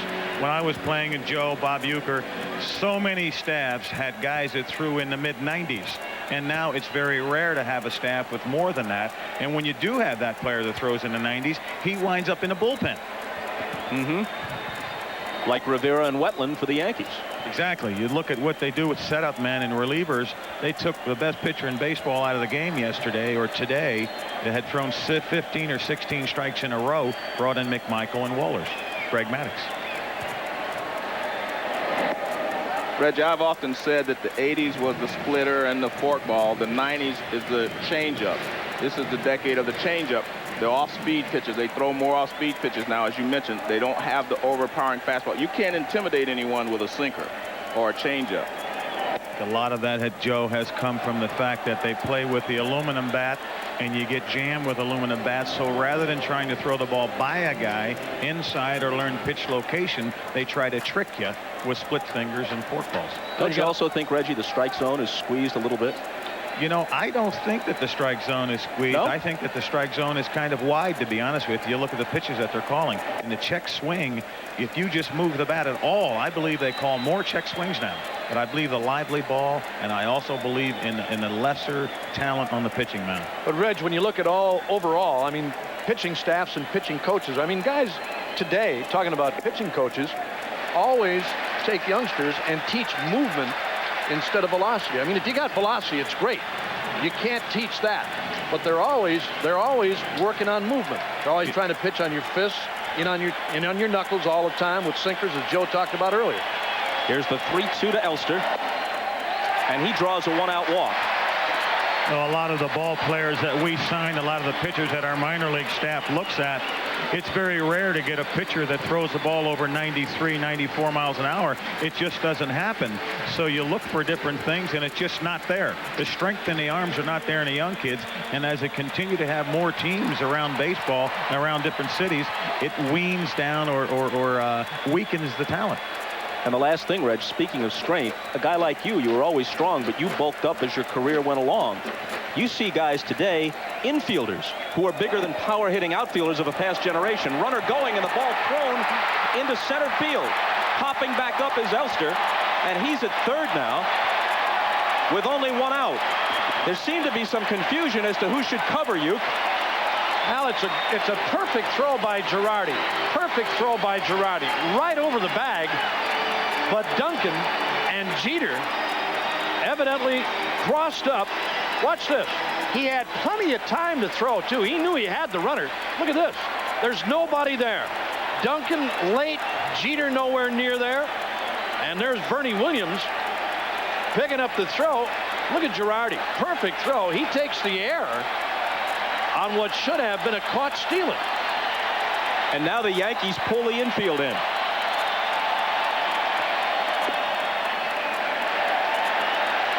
To be honest with you, a smart scorekeeper will go and find out who should have been covering and give the error to him, because that is not a fair error to give to Girardi. That's the argument for team errors, Joe, right there. I mean, there's no way that Girardi should be charged with an error on that play. See the Yankee bullpen, Jeff Nelson. He made a perfect throw, and they should have cut him down easily. 2-0 pitch with the infield in. There's a called strike. So a one-out walk to Elster on a 3-2 pitch. A stolen base has to be scored that way, plus the error, which allows him to move to third. My guess would be that Duncan should have been covering the way they're playing the defense around to the left. Hamilton swings and misses. We mentioned his last at bat, how far they were playing him toward left field. They were playing him like a right-handed pull hitter, which means the shortstop is over more toward the hole, so the second baseman is closer to second base in that situation. Hamilton is flied to left and singled. Rodriguez is on deck.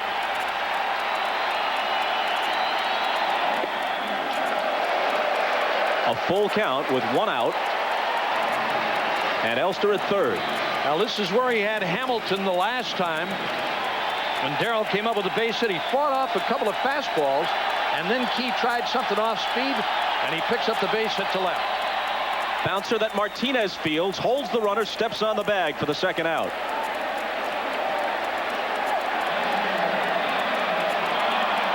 Let's take a look and see where the infielders were playing before. You see Duncan is actually closer to the bag than Jeter is over here, and that's the way it should be, simply because they were playing him at like a right-handed pull hitter. Duncan is just late getting there, but not only that, I mean, he still should have dove to knock the ball down rather than let it go into center field. So although it was a left-handed hitter at the plate, because they were expecting him to hit the opposite way, it might well have been the second baseman's responsibility to cover. Well, I believe it was the second baseman's responsibility. Just the way that they're playing the defense, it's his responsibility. Infielders move back with two down. Here's Rodriguez lined out and singled. And strike one. Al Rodriguez twice has hit balls the other way. Lined out his first time up, singled to right back in the third. He's staying right on Jimmy Key and trying to go that way. See if they try to get inside on him here. It bounces away from Girardi, but not far enough to allow Elster to break for home. Beautiful stop by Girardi on a pitch that hit out in front of home plate. This is about a 57-foot breaking ball, and there you see Girardi. It hit off the chest protector, then off his arm, bounced up along the third baseline, but not far enough for Elster to advance. Nice play by Girardi on a tough pitch to handle. Joe Torre, his coaching staff, the Yankee pitchers, all offer high praise for the way Girardi has handled this staff this year. Well, there's not much you can do with a ball like that, Bob. Get your body in front of it and hope. 1-1 pitch. Foul back. You know, as a catcher, with a breaking ball, you know the ball is going to come up on you. Fastballs normally, when they hit the dirt, they stay down. Those are the scooters that'll go through your leg. Breaking ball, right-hander is going to pop back to your left as a catcher. From a left-hander, it's going to break to the right. To your right as the catcher.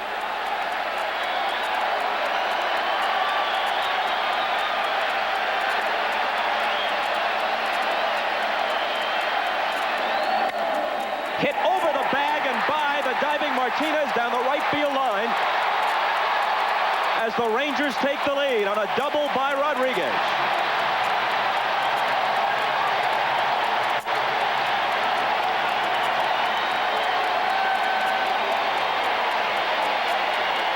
We talked earlier about Rodriguez hitting everything to right field. Every ball he's hit today has been to right field. But this is just good hitting. This pitch is away. So he just reaches out and grounds it down the first baseline. Martinez really doesn't have a chance because you can't play that close to the line with Rodriguez hitting. Now watch where the pitch is. It's away, but he goes out and slaps it that way. That's good hitting there by Rodriguez. And I tell you what, you get into playoffs like this, you get excited every time you do something good. Jimmy Key now 96 pitches through 4+ innings. Greer to the plate and Gonzalez to the on-deck circle. Joe, remember earlier when we were talking about Jimmy Key and how he works off the outside and he's hittable out there if you make yourself go that way? Rodriguez has done it 3 times tonight and picked up 2 base hits.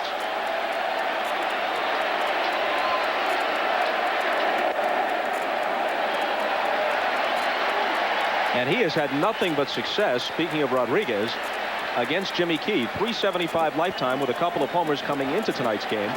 Lined out hard his first time, singled hard, and then doubles home the tie-breaking run. 2-1. If he doesn't get Greer, do you let him stay in and face Gonzalez, or is he history? I think this is his last hitter this inning. I agree with you. Either he gets him out or he's out of the ball game. I don't think Joe Torre would risk letting Juan Gonzalez hit against Jimmy Key again. Here's Key's 100th pitch of the night, and it's rolled toward Martinez. He'll take it himself, but the Rangers score in the bottom of the 5th. They take a 2-1 lead.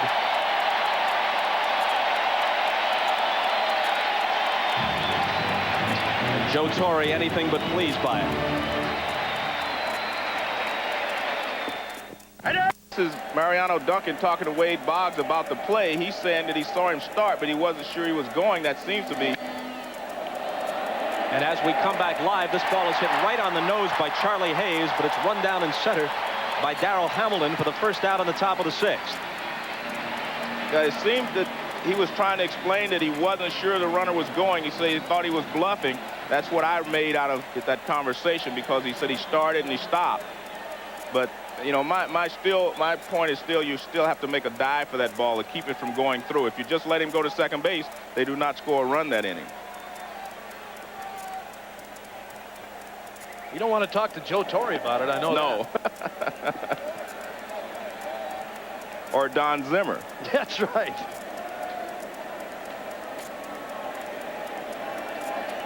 Joe Girardi, who's 0 for 1. Well, the Yankees trail 2-1.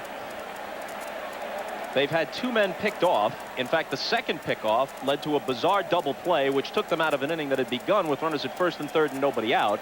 And this run on the RBI double by Rodriguez, even though I guess it has to be scored as an earned run, because technically Elster is credited with a stolen base and he would have been at second even without the throwing error. If somebody covers, he's out stealing. But it also. So Torre's got to be disgusted by the run they gave away and the scoring opportunities of their own, which they squandered. You're exactly right. I mean, the Yankees have not played good baseball to this point in the ball game. They've made too many mistakes that have hurt them. Not only that, Joe, but when we talked to Torre before the game, he said the Yankee club wasn't hitting anyway. It's bad enough when you're not hitting to compound it with bad base running, runners at first and third with nobody out, back in the 4th, and they don't score. Well, the Ranger 5th began with a 1-out walk. At least the scoring situation began with a 1-out walk to the number 9 hitter Elster.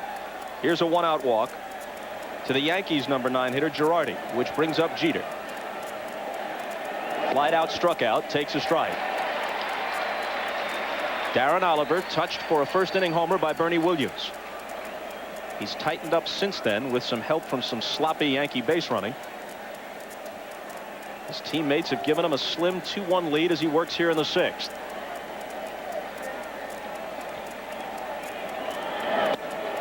A Gonzalez home run, at least one a game, seems obligatory, and a Rodriguez opposite field RBI double.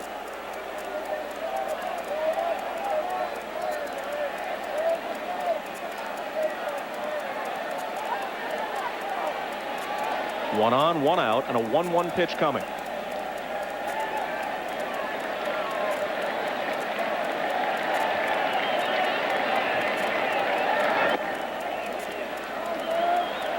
Two balls and a strike to the Yankee shortstop.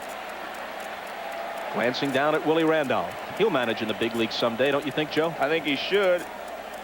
He knows the game very well, and he knows how to deal with people. I think if you're Joe Torre, even though you've made some mistakes on the base pass, I still think you have to play your game. This is a perfect hit and run situation here. 2 balls and 1 strike. Girardi is not going, and Jeter rolls it foul. Girardi runs well for a catcher. He stole 13 bases this year. Girardi hit second when he played for the Colorado Rockies, so you know that he knows how to run the bases. And like you said, he runs well. You know, when you look at his lead, though, Joe, he's almost in foul territory. He's not taking any chances here with Darren Oliver. Watch the lead that Oliver gets here. Of course, the situation has changed now. I should say Girardi against Oliver. Situation's changed at 2-2. But he still does not have a big lead at first base. You're right. It's about a size 15 shoe. He's not going, and now the count runs out full.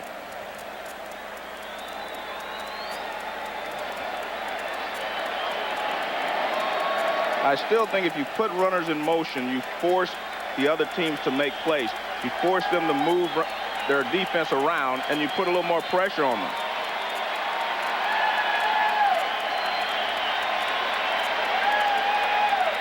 He's going on the 3-2 pitch, and it's bounced foul.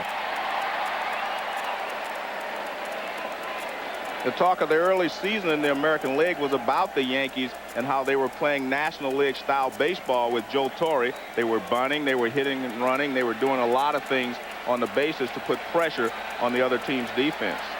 You know, but on the other side, Joe, here you got the best catcher in all of baseball who loves to see you try. He really loves to throw. Again, a modest lead for Girardi. Again, he goes, and this ball is hit by Elster, who was breaking to cover. It goes off his glove and into left field, and now runners are at first and second with 1 out.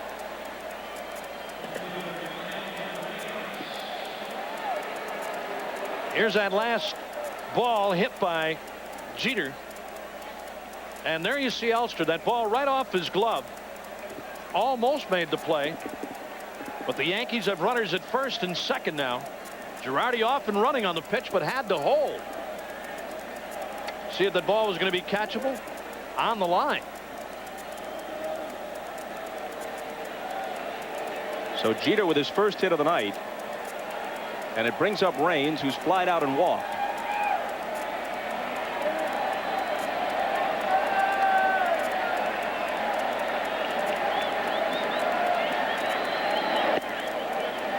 Ball 1 to him.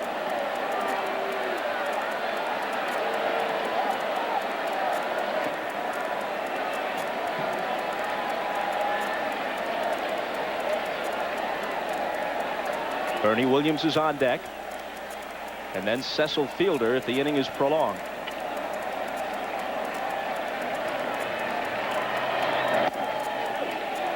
Two and 0. Darren Oliver, 14-6 for the year, has turned in a good effort here, taking a 2-1 lead into the 6th.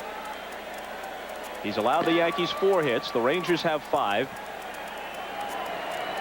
Dennis Cook is the left-hander. Danny Patterson the right-hander.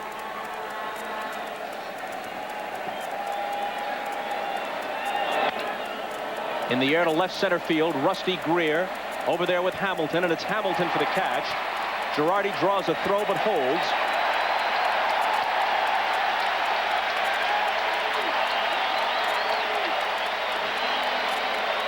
And as Williams comes up, let's quickly tell you Sunday NBC Sports presents more exciting NFL action at the special time of 12 noon Eastern with the NFL on NBC. Most of you will see the Dolphins hosting the Seahawks. Others will see the Raiders battle the Jets or the Patriots taking on the Ravens. Then in the second half of the doubleheader, most will see Jim Harbaugh and the undefeated Colts against the Buffalo Bills. Others will see the Broncos battle the Chargers or the Saints hosting the Jaguars. Check your local listings for the game in your area. The NFL on NBC Sunday starting at 12 noon Eastern time.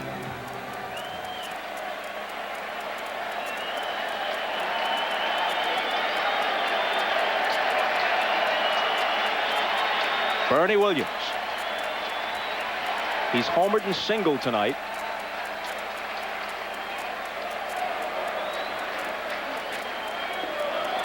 This will be interesting to see how Rodriguez goes after him this time. They've gone after him with hard stuff mainly.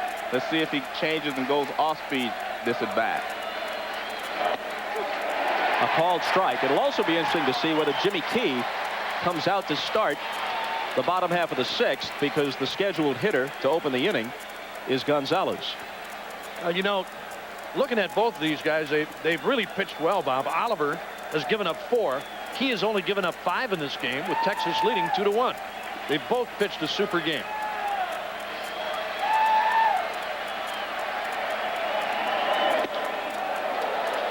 You know, he's going to. I was going to say he's going to try to make Williams again pull a ball. He did it in his last AB back in the 4th inning when he singled to left, but he hurt him with an outside fastball in the opening inning when he hit it out of here and right.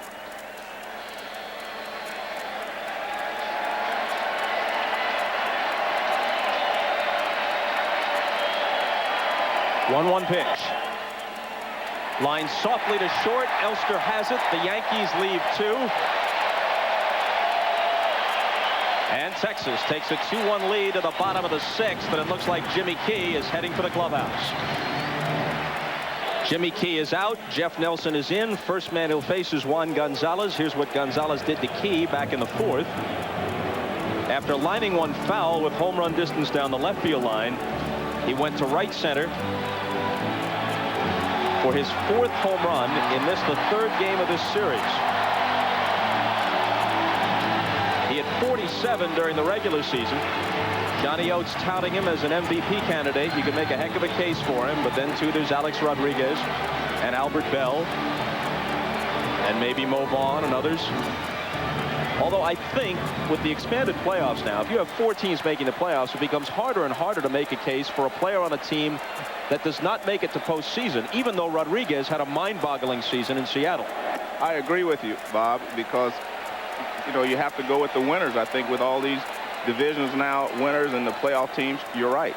Most valuable player always has meant something different than player of the year, even though the exact definition is nebulous.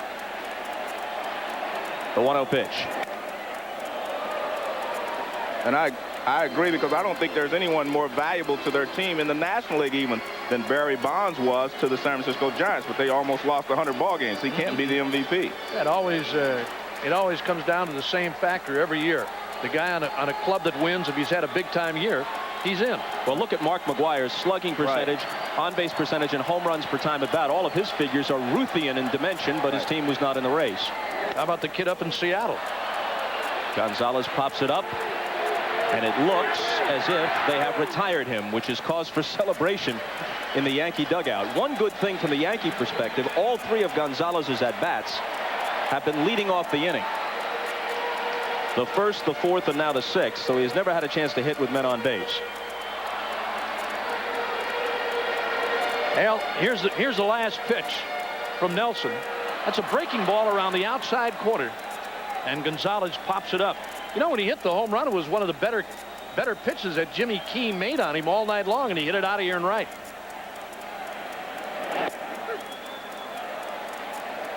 I misspoke a moment ago. Obviously, Gonzalez led off the 2nd, the 4th, and the 6th.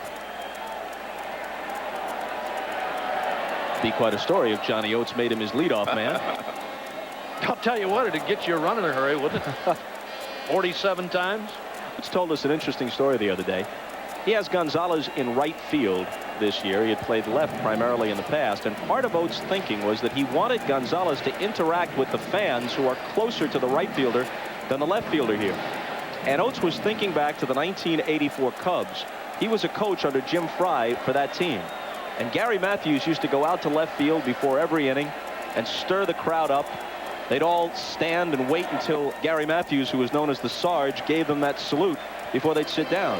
And Oates was thinking, I want Juan Gonzalez to go out there after hitting a home run or delivering a big RBI hit. And I want him to feel the excitement and feel the support from the fans here. And that was part of the reason why he wanted him in right field. Will Clark takes a seat, called out on strikes. Nelson retires the first two in the bottom of the sixth. He also thought that it would be important, at least to some extent, to Gonzalez to play right field because hailing from Puerto Rico, Gonzalez's idol has always been Roberto Clemente. And plus, he has the best arm of all the outfielders, you know, on the Texas Rangers. And to that extreme, they did give him a standing ovation after he hit the home run and went out there that inning. So I think Johnny Oates' theory is working. The difference is that Gonzalez does not quite have the out personality like Gary Matthews does at this time in his career. And a strike to Dean Palmer. You know, the thing that was interesting the other day, too, Joe, was the fact that Gonzalez talked about how much he enjoyed the fans in right field in Yankee Stadium, with the exception of a few that were throwing things out there. But he got to the park early, walked around the Bronx, walked around the stadium, had a good time, and enjoyed himself. Duncan to his left from the outfield grass, and Nelson comes in and works a very tidy sixth. After six in Texas, the Rangers lead it 2-1. This was the scene in the fifth inning after he homered in the bottom of the fourth, and all those fans greeting Juan Gonzalez as he takes his position in right field. Cecil Fielder starts it in the seventh against Darren Oliver. Although it's only one inning from Jeff Nelson, it continues the pattern. The Yankee bullpen has now worked 9 1/3 scoreless innings in this series. And Fielder lifts left, which Greer has lined up. And you have to be impressed with what Oliver's doing. That pitch right there is a great example. He threw the fastball in, and it's got just enough movement on it that Fielder can't get the barrel out front. And he gets under it for a little fly ball. And the last inning, he got Bernie Williams out with the same pitch. He jammed him. See, that looks like it might be even a little cutter, but he gets in on Cecil Fielder, and he can't do anything with it.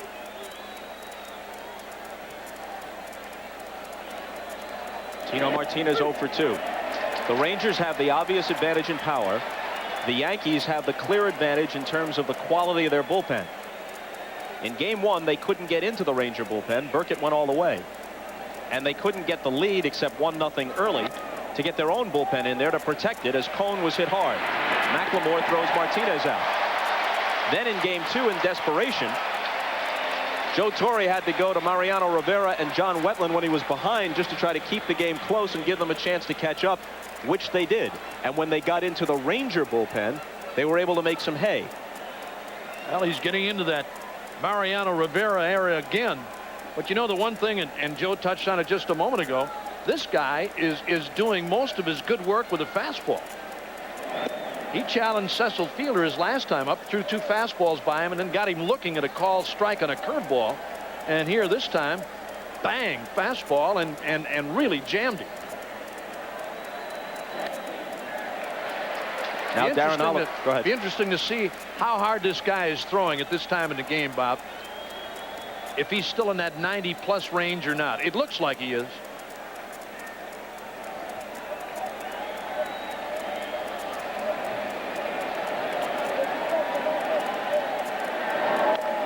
Oh, he threw him the off-speed pitch that time, ball. so no way to tell on the breaking ball. 1-2 as he fouls it into the dugout. And now many of the fans come to their feet in anticipation of the strikeout.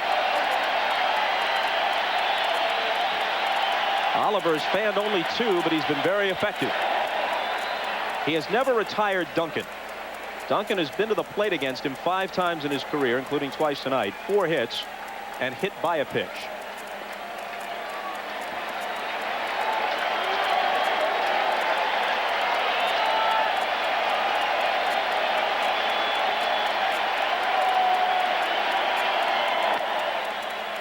Right field, Gonzalez toward the line, and it fades foul. Mariano Duncan is a high-spirited guy. One of the guys who keeps everybody loose in the Yankee clubhouse. His saying has become their slogan for the year. In fact, they had it printed up on T-shirts. We play today, we win today, that's it, says Duncan. Over the bag and fair, long throw for Palmer. He bounces it to Clark, but it comes up nicely for him. Duncan's gone, and so are the Yankees in the 7th. Stretch time in Arlington, 2-1 Rangers. Bottom half of the 7th.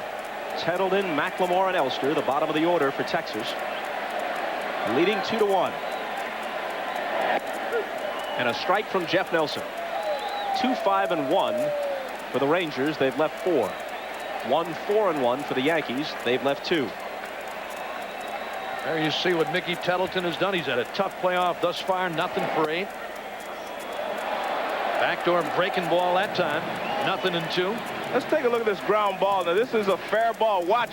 It goes right over the corner of the bag, even though you see Palmer fielded in foul territory. It just caught the left corner of the bag. Great call there by Ted Hendry, the third base umpire. How about that throw by Palmer? That looked like an AstroTurf throw, didn't it, Joe? Yeah, he forgot where he was, didn't he? That tells you a little bit about this infield here in Texas. Grass is very short, quick infield. The ball got there in plenty of time. Nothing wrong with it. Tettleton fans for the 6th time in this series, and he's still hitless through the first 3 games.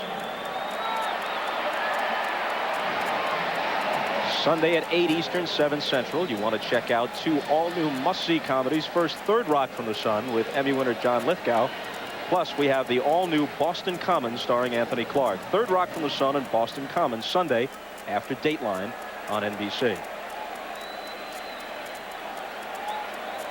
McLemore 0 for 2 on his birthday. Hayes in close at third, and a called strike.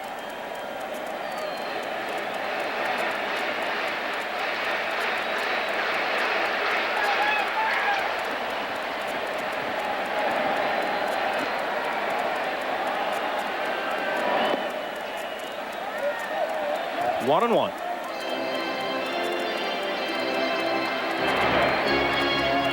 Graham Lloyd, the left-hander, gets up. David Weathers, number 52, is the right-hander. Interesting tonight, Bob, when we were talking to Joe Torre about Graham Lloyd and about his move the other day, bringing Lloyd into a ballgame. He said, I didn't hesitate for a moment, and I wouldn't do it tonight. I'll do the same thing. He's ready to pitch now. They feel he's sound and healthy. Nelson, like a majority of relievers these days, works from the stretch regardless of the situation. Yeah, they all do. Every one of them now, and it's sometimes, I mean, they talk about the games and the time of game and everything else. These guys that take their sign from the stretch, whether it's somebody's on or not, it's been that way for a long, long time. That's one of the things they're talking about. Does that extend the ball game or not? If it works for you, why not? This guy's a hard thrower. Got a good breaking ball. Tough on right-handers with that big sweeping sidearm curve. Right field coming on O'Neill for the catch.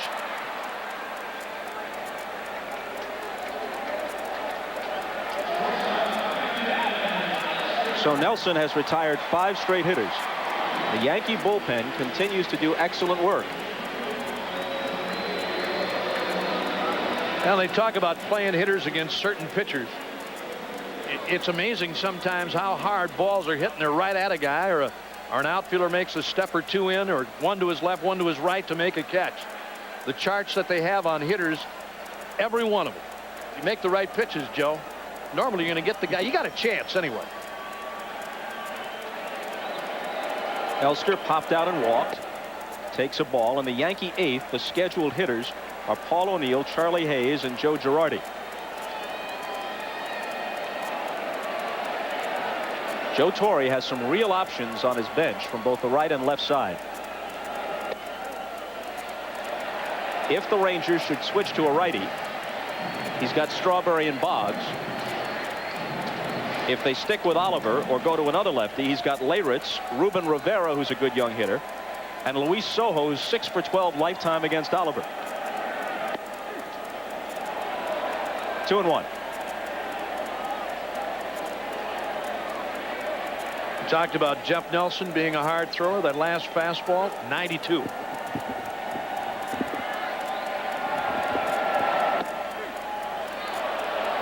Count even at 2-2. That big sidearm curveball that has a tendency to make a hitter give a little bit on.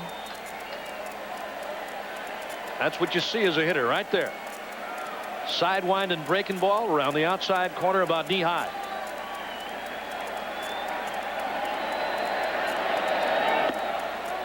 Misses, counts full. That was a bailer for me every time. Every time. I've spiked guys in the on-deck circle on those kind of breaking balls.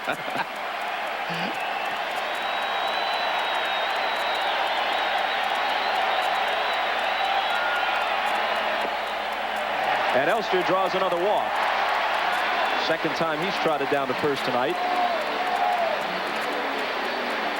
Surprised me a little bit. Nobody on here and 2 outs.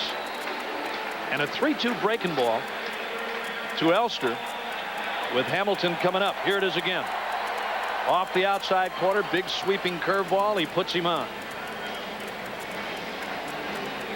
Joe Torre told us with complete certainty before the game, even if the Yankees lose tonight and go down 2-1 and find themselves a defeat away from the end of their season, he is still going with Kenny Rogers, the former Ranger, 12-8 for the year.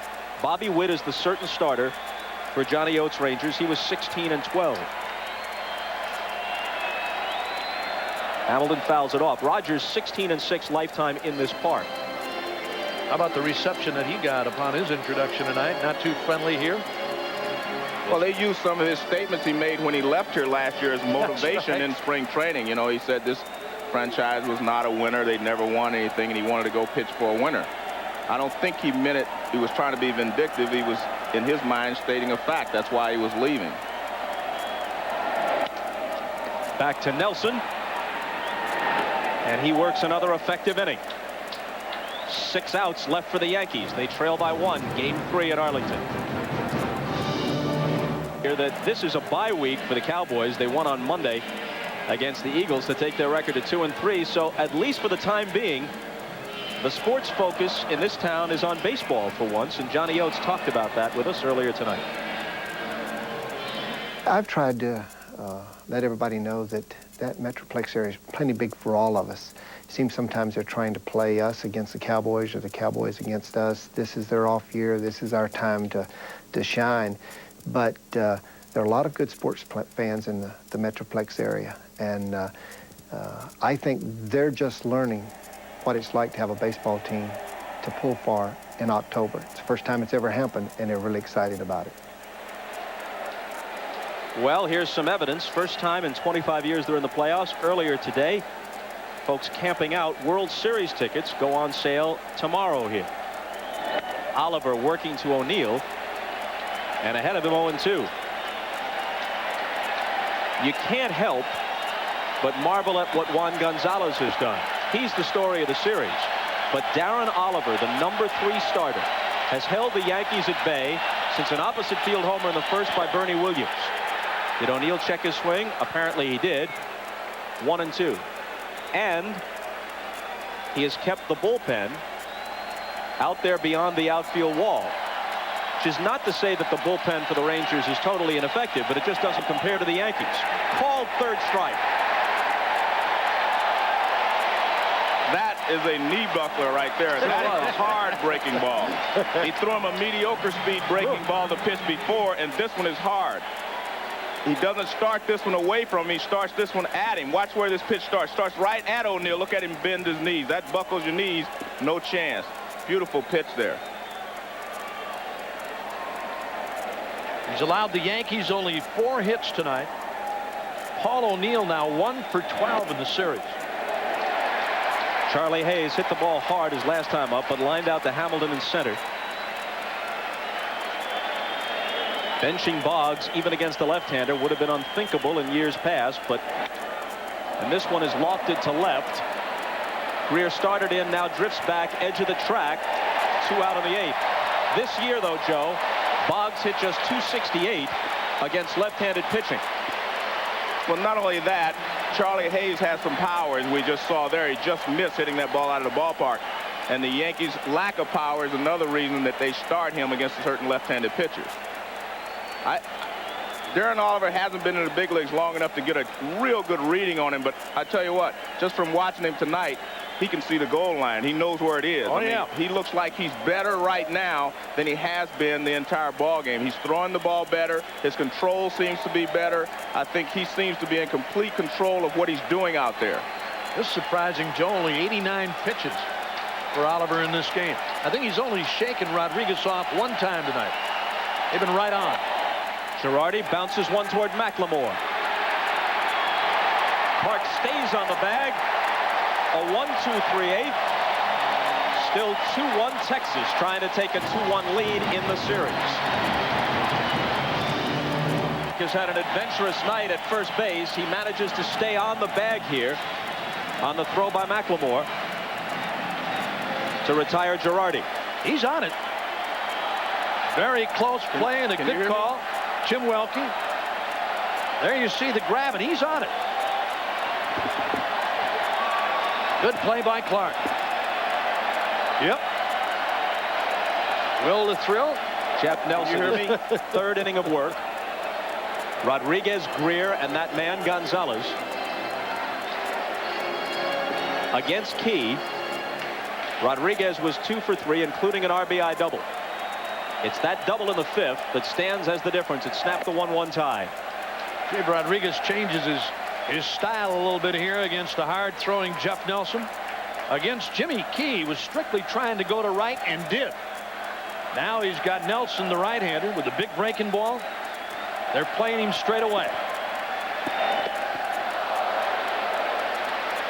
Nelson trying to keep it tidy and give the Yankees a shot at the top of the 9th when they'll send up the top of their order. Jeter, Raines, and Bernie Williams.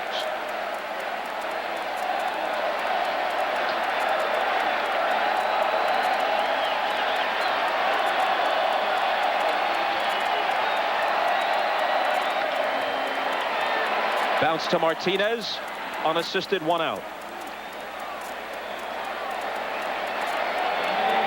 Earlier today at Jacobs Field, Cleveland stays alive. They need to win 2 more at home to come back from an 0-2 deficit. They beat Baltimore 9-4 despite another B.J. Surhoff home run. Albert Bell broke it open in the 7th with a grand slam. Orioles up 2-1. Tomorrow's lineup, be alert here. ESPN for Yanks, Texas at 1 Eastern, noon Central. ESPN 2 for Orioles and Indians. Dodgers and Braves on Fox at 4 Eastern. Cardinals and Padres 4:30 Pacific, 7:30 Eastern on NBC. Rusty Greer robbed of a homer on a drive to dead center in the 1st inning. Fabulous leaping catch by Bernie Williams, and then grounded out twice. Just 1 for 11 in the series. Hit .332 for the year, 5th best in the league. And the ball hits the bag, bounces away. Nelson picks it up, but can't beat Greer to the bag. It would have been an easy play for Martinez. Then it caromed off the bag. Nelson, going over just in case he had to cover, was there to pick it up. But Greer got there first, according to Tim Welke. Well, he makes a nice play on the ball, but let's take another look at it. This would have been a routine play, but it hits the corner of the bag and bounces away. You see Martinez makes his break. He was going to be able to make the play. It bounces away from him and back towards home plate. Now watch Nelson. He picks the ball up. And they say a tie goes to the runner, but it's a very close play at first base. Now watch when the ball hits, it doesn't go forward. It goes back towards home plate. And smart play here by Jeff Nelson. He's on the move. He just comes up, picks it up, keeps running. And again, it's just a close play. Wow, impossible to tell from the first 2 angles. Let's see if this is any more revealing. Wow.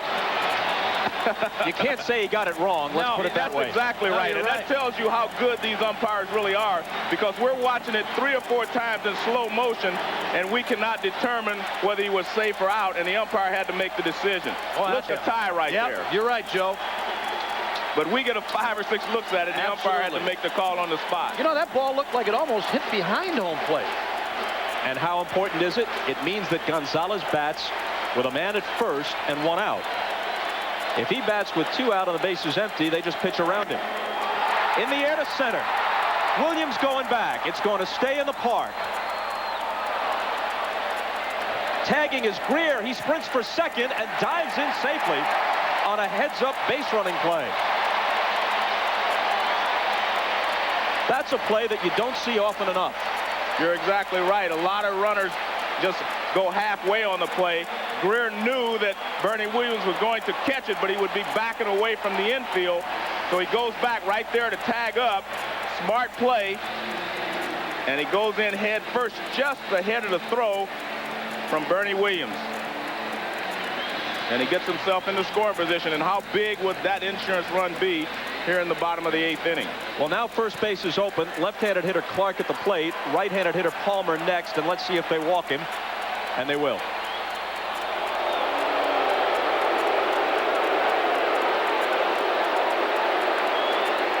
Well, Joe Torre is showing that he does have respect for Will Clark. Although Will has not been swinging the bat well. But that was against left-hander Jimmy Key. He figures he has a better chance against Nelson, so he'd rather face Palmer than Will Clark in this situation. The little things that happen in a ball game. Each team has a home run. But Texas has been able to turn 3 double plays. They've had a couple of pickoffs. So Oliver has faced only 27 batters through 8. The go-ahead run scored after a walk to the number 9 hitter Elster and a ball thrown away on a stolen base attempt, which set the stage for Rodriguez to slice a double over the first base bag. And now if they get an insurance run here, it's because of a crazy carom off the bag, and maybe because of a heads-up play by Greer in tagging up going from first to second.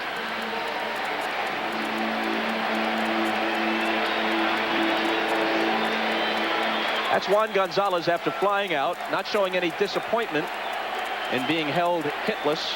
A rare at-bat with that result for him. Instead, trying to pick his teammates up. Well, he is a team leader, and he's saying right there, hey, we need 1 more run. Palmer's 0 for 3. Nelson can be so nasty on a right-handed hitter when he drops down like that. Well, he has you bailing from time to time. I mean, he can get inside on you with the hard stuff and then throw you that big sidearm curveball and make you give. 2-0 to Palmer. Tettleton, the switch hitter, on deck. Greer at second, Clark at first. Bottom half of the 8th. 2-1 Texas. The winner takes a 2-1 lead in the series. Game 4 tomorrow afternoon. Bobby Witt, the right-hander for Texas. Kenny Rogers, the former Ranger, the left-hander for the Yankees. In there.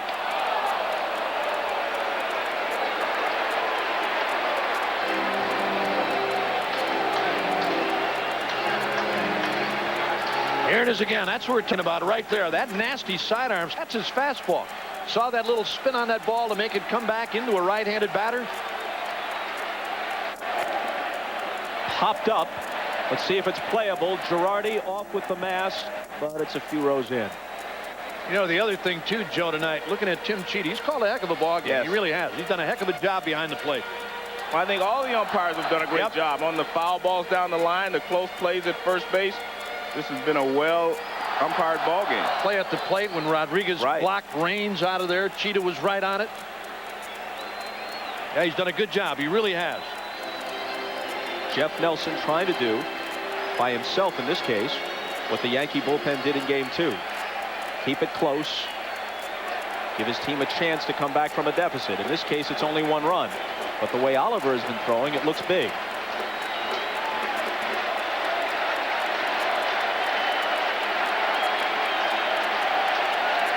Two on, 2 out, the 2-2 pitch. Struck him out. So Nelson escapes. Top of the order in the top of the ninth. Rangers up by 1. Measure it one investor at a time. To the top of the ninth. Derek Jeter to start it, followed by Tim Raines and Bernie Williams. Against Darren Oliver, trying to go all the way, working now on a 4-hitter. 2-0 the count. Oliver, who will be 26 on Sunday. Missed a good portion of last year with rotator cuff surgery. Had primarily been a reliever, only 7 career starts prior to this year. Goes 14-6 and establishes himself as their number 3 starter. And everybody around the ball club told us this kid is a cool customer. He will not be shaken by the atmosphere of the playoffs. Nothing that's happened tonight disproves that. Take a look at him here. Walk in the park. Son of former big leaguer Bob Oliver. This is hit toward the hole, and Elster can't get it. So Jeter, with just the Yankees' 5th hit, is aboard to lead off the 9th. He stole 14 bases this year. Well, he came out this inning, Bob, a little different than the last couple. He threw a couple of breaking balls, and he got behind in the count, and then he had to give the fastball to Jeter, and he grounds it in the hole for a base hit. And there you see Jeter. He knows how important it is to get the leadoff hitter on when you're down a run in the 9th. Palmer inching in at 3rd. Raines shows bunt, takes a strike. I tell you, this guy is still throwing well, and again, piece of cake here for him. Gave up the base hit. Here's the pitch on Raines, and a good fastball for a strike. Raines did not square around to bunt. He was going to bunt and try to beat it out for a base hit. 0 for 2 with a walk tonight. And he bunts it foul. 0-2, just got a little piece of it. And now you would think the option of the bunt has been removed. Now, if this was going to be a sacrifice attempt, Joe, this wasn't a good one. He's kind of moving on that pitch. Well, he's Wait not, a minute. He's not sacrificing. It didn't look like he even bunted that ball. You know what? It didn't look. Now someone has run out onto the field, and that's going to hold the game up. Let's take a look at that again. It did not look as if the bat made any kind of contact with the ball. It was a breaking ball, low and inside. Here it is again. Now watch Raines square up, as if to kind of push this ball or drag it. Watch this. It didn't look like he bunted that ball. Yeah, he did. Yeah, he did. Yeah, he did. Yep. Yeah, he did. But it looked like he was moving on the pitch, Joe. At first, the angle was deceiving, but I guess had he not bunted it, there would have been an argument from Raines, and in fact, he did. You can see here right off the end of the bat. Well, again, he's trying to bunt for a base hit. He wasn't sacrificing. He wasn't squaring around to sacrifice. I saw a game earlier this year with the Yankees where they got a runner on in this similar situation. Raines bunted for a base hit. Boggs was the next hitter. He bunted him over in the scoring position, and the next guy got a base hit, Bernie Williams. So that's what they were trying to do here, just bunt him over. 0-2 to Raines. Williams on deck. Jeter away from first. A ball and 2 strikes. They have the veteran relievers up. The right-hander Mike Henneman, the left-hander Mike Stanton. But for the moment, at least, it's still Oliver's game.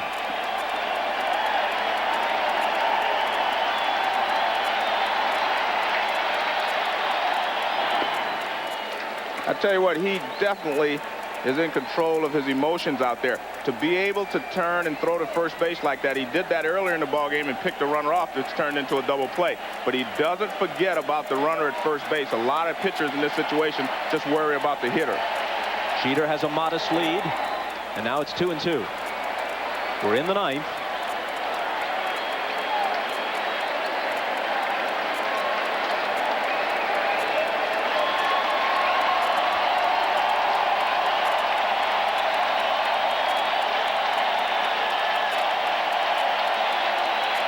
Leadoff man aboard for New York. Not going, foul back. It's going to be a quick turnaround for both these teams. But the team that loses it to go down 2-1 will have a little more difficulty dragging themselves out of bed for a noon start tomorrow.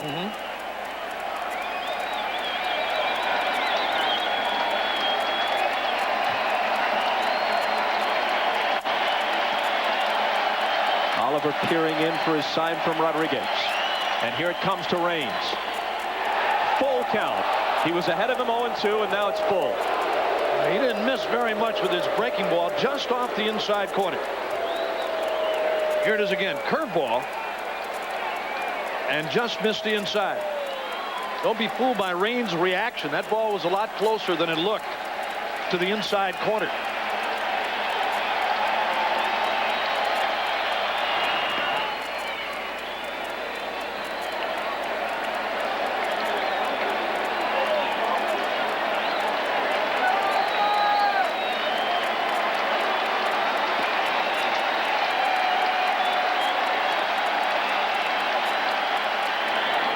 Hit hard, but foul.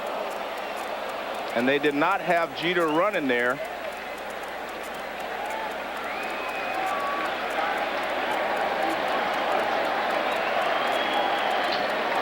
Willie Randolph with the signals.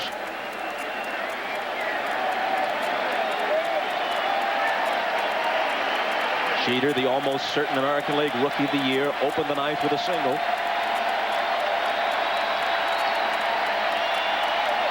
One of the few times that he's shaken Rodriguez off tonight.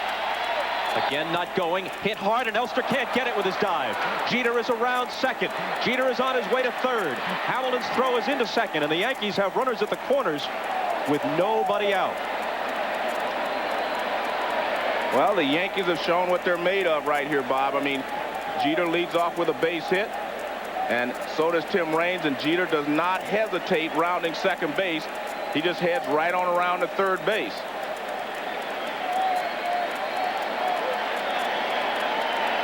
Oates came out and signaled for the right-hander, which would be Henneman. Williams, the next hitter, is a switch hitter. Well, you'd rather have Williams hitting from the left side because that's his weaker side, if you want to put it that way. But you'd rather have him hitting from that side. A standing ovation for Oliver, who leaves amid great appreciation, but also amid uncertainty. Can the bullpen save it for him? We'll be back. Darren Oliver has done his part. Now he'll watch with everybody else as Mike Henneman comes in. Henneman had 31 saves, but his record was 0-7. And his ERA was over 5.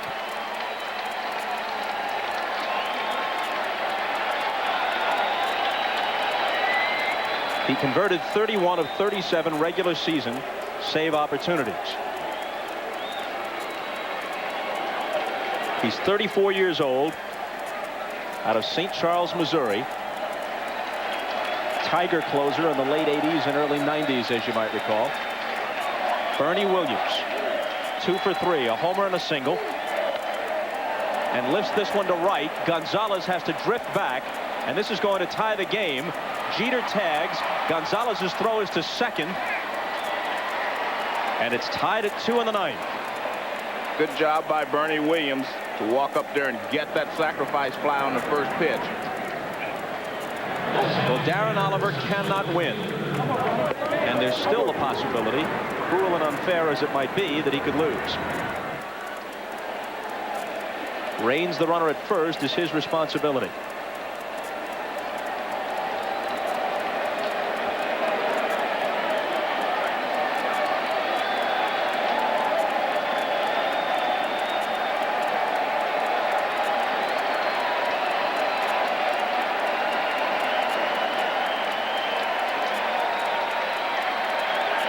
Fielder. First pitch swinging. Palmer charging. Throws on the run. Bounces it again to Clark. But again, Will picks it up. Raines in scoring position with 2 out.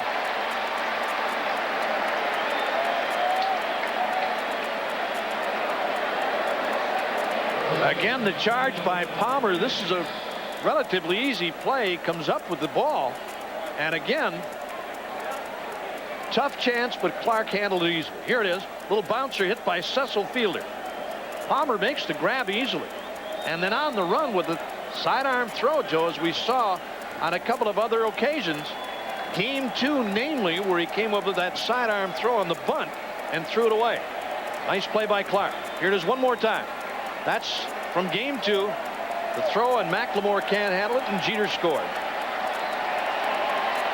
Meanwhile, back live, Tino Martinez is the hitter, but with first base open, they're going to put him on and take their chances against the right-handed hitter, Mariano Duncan. Martinez hit .292 for the year, but with 117 RBIs. Duncan, on the other hand, a lifetime .262 hitter, hit .340 for the season. The whole story here in the 9th inning, though, Joe, is the difference in the 2 bullpens. Right. I mean, if Johnny Oates has the guy to go to, if he's got that guy, the John Wetland type or a Mariano Rivera in that Texas bullpen, you can bet that Darren Oliver wouldn't have been pitching in the 9th. Well, at the worst, he would have taken him out after one hitter. You know, but I think you're right. He would have probably started the inning with a John Wetland if you had one. No question about it. And that's really been the thread running through the whole series. Right. He was hoping that Oliver could do for him what Burkett did in game 1, but Burkett, although he pitched very, very well, Burkett had more of a margin for error. It was 6-2 going to the 9th. Here it was 2-1. First pitch swinger right here. And on that first pitch, he laces it into center. The Yankees have the lead. Here comes Raines. Martinez to third. The strategy does not work for the Rangers. And Duncan gives the Yankees a 3-2 edge in the 9th. First of all, you got to know that Mariano Duncan will swing at anything on the first pitch. He's a first pitch fastball hitter, and that's what he gets on the first pitch here. And he lines it into center field for a base hit. First pitch fastball, base hit to center field. Here it is again. I mean, Mariano Duncan, he walks up there, first pitch he sees, he's going to swing at it. And you give him a fastball where he can handle it, he's going to drive it someplace. And he did hit .340 this year. Exit Henneman, enters Stanton, and we'll step aside for a moment.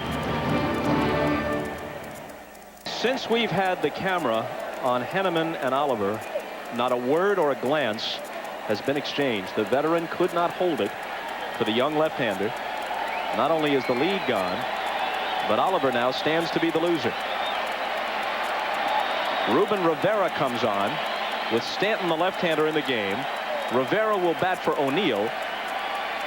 O'Neill just 1 for 12 in the series. So the rookie Ruben Rivera gets the call. This is not a knock on Johnny Oates. He has done a great job as a manager, but sometimes the dice just turn cold, and sometimes it's dictated by your personnel. Right. He doesn't have a John Wetland or a Mariano Rivera, so he lets Oliver start the inning, gives up a couple of hits. Then when he goes to Henneman, Henneman can't get the job done. And a move that Joe Torre could have made and didn't worked out well for him.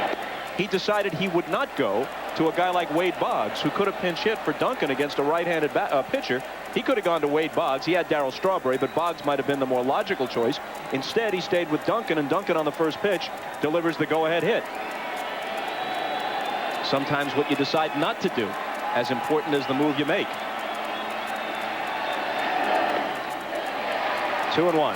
I was going to say, Joe, in the case of Mariano Duncan, he's a hacker and slasher. Right. He really is. He goes up there, as you said, he's a first ball hitter. If it's close, anything around, he's swinging and going. But I think what Bob is pointing out is that sometimes you get managed into a corner. You get boxed in, and there's no way out. And I think that's what happened to Johnny Oates. Well, it's been that way all year for him. I mean, what he's done with this ball club has been a masterful job. He's got a big hitting ball club, a bullpen that's been shaky from time to time, and a starting staff that's been all, fairly decent. Tettleton, McLemore, and Elster are due in the bottom of the 9th, the bottom of their order. Stanton trying to keep it to a single run. First and third, 2 out. And a full count now to Rivera. Rivera played a big role down the stretch for the Yankees. Game-saving circus catch in Detroit. Game-winning RBI single in the big series at home at Yankee Stadium against the Orioles. Martinez at third. Duncan, one of tonight's heroes, at first. And a check swing foul. Duncan has to come back. Jeter and Raines single to open the inning. With runners at first and third, Oliver was removed. Henneman came in. Bernie Williams immediately delivered a sacrifice fly to right. After Fielder bounced out, with Raines moving up to second for the second out, Martinez was walked intentionally, but that move backfired when Duncan singled to center, and the Yankees took a 3-2 lead. Called strike 3. Stanton keeps it a one-run game. Last licks now for the Rangers. John Wetland, 43 saves for the year. As you see, in roughly the first half, he was susceptible to the long ball, but not in the last 27 games. He's in to try to finish it with no margin for error, just a one-run lead. Ruben Rivera, who batted for O'Neill, stays in the game in right field. And Mariano Duncan, who delivered the go-ahead hit, is now out, replaced by the better defensive second baseman, the former Mariner, Luis Sojo. Sojo was the Mariners' shortstop as a regular in the playoffs last year, but you knew it was only temporary until Alex Rodriguez was ready, and was Rodriguez ever ready? The Yankees have the best record in the major leagues in one-run games, largely because of that bullpen. They came from behind to win 5-4 and 12 in Game 2. They may have come from behind with 2 in the 9th here to win this one 3-2. But a last turn at bat for the Rangers. Wetland to Tettleton. Ball one high. Well, if there's anybody that Tettleton matches up well against, I think it is Wetland, because Tettleton can handle the low fastball, and he will see some fastballs here from Wetland. Tettleton, as you see, hitless in the game and the series. 2-0. And you can see he lays off that high fastball. He's a good low fastball hitter. Back in the 7th, Nelson struck him out on a high fastball, got a hit with breaking stuff, then went upstairs and he chased it. McLemore on deck.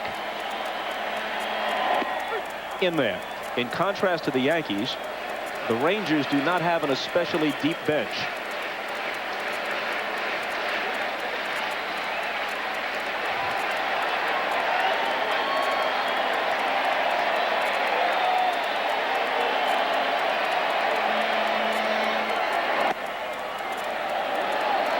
He was able to hold up. 3-1.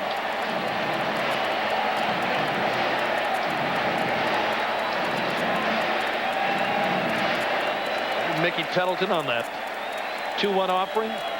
Said he checked his swing. Well, you know, didn't look like it to me. That's the kind they usually ring you up on. Now maybe he can sit on one. The 3-1 pitch had a rip. 3-2. You know, but Girardi didn't ask for any help on it. If Girardi asked Cheetah, maybe, hey, check with Tim Welke, you might get the call, or check with the third base umpire, you might get the call. But he didn't. And it did look like he had a halfway decent cut. In contrast to the Yankees, who brought Rivera off the bench and had Strawberry and Boggs available, Johnny Oates has only Warren Newson from the left side and Kurt Stillwell as a switch hitter to use in this situation. Tettleton has a walk. He also has 3 right-handed bats. Damon Buford, the reserve catcher Dave Valley, and the veteran utility man Rene Gonzalez. Buford coming on as a pinch runner here for Tettleton.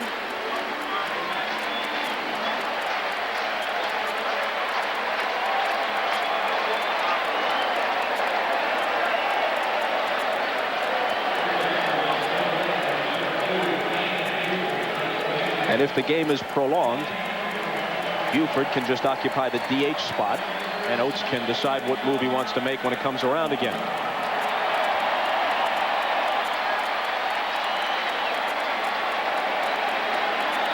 Hayes all the way in at third, expecting the bunt. McLemore squares, pulls back, and takes ball 1.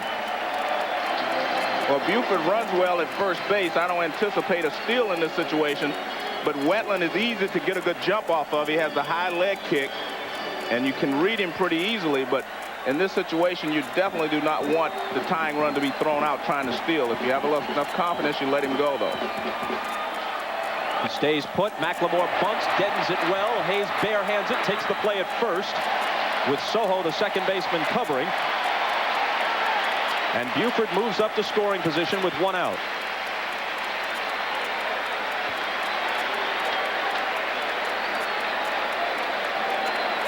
Looks like Wayne Newsom is coming out to pinch hit.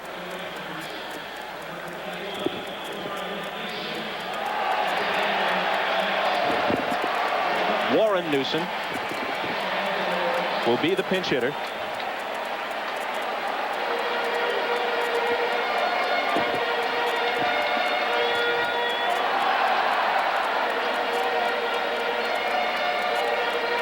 Well, Texas still alive here in the 9th inning with the tying run out at second. Big meeting out at the mound. Wetland, Tino Martinez, Jeter, Girardi. Well, this is more of a defensive meeting, of course, so they can decide how they're going to play Newsom.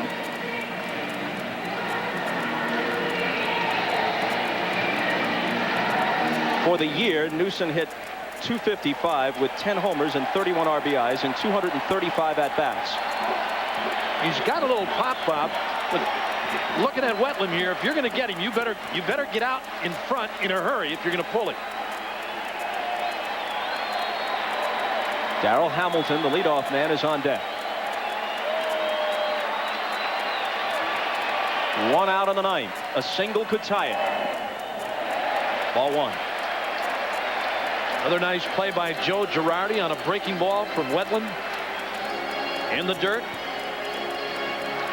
Did a nice job on this ball. Here it is again. About a 59-foot breaker, and Girardi getting his body in front of it to knock it down.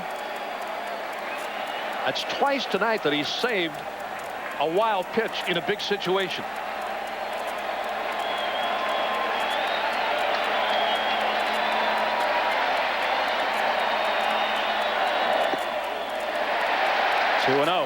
Well, they've decided they want to throw a lot of splitters to Newsom rather than go after him with a fastball. 2 splitters, 1 in the dirt and 1 low. He's been behind all 3 hitters he's faced here in the inning, Joe.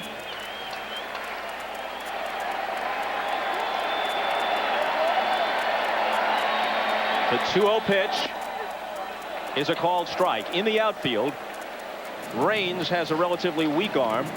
Bernie Williams average, maybe slightly better, no more than that. Rivera in right field strong.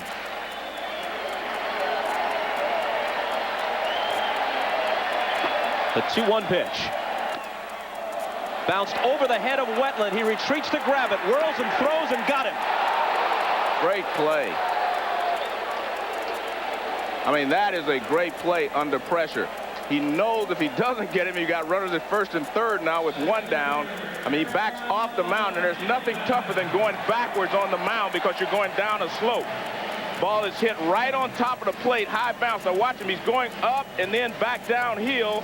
He's still able to keep his concentration and his focus. Comes, turns, fires, and gets him.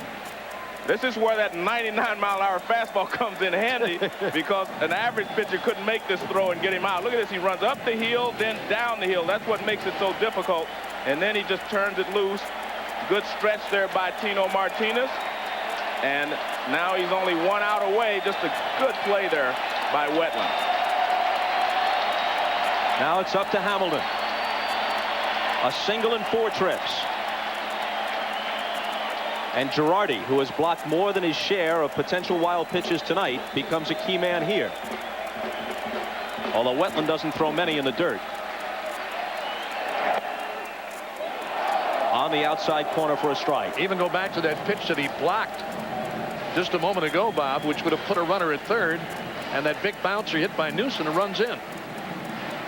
You have to have confidence in your catcher at this stage, though, Bob, and be able to still feel like you can throw that splitter. Absolutely. Absolutely. Hamilton late with the swing, and now the Rangers are down to their last strike. Buford the tying run at third with 2 out on the bottom of the 9th. Wetland has thrown 1 wild pitch this year.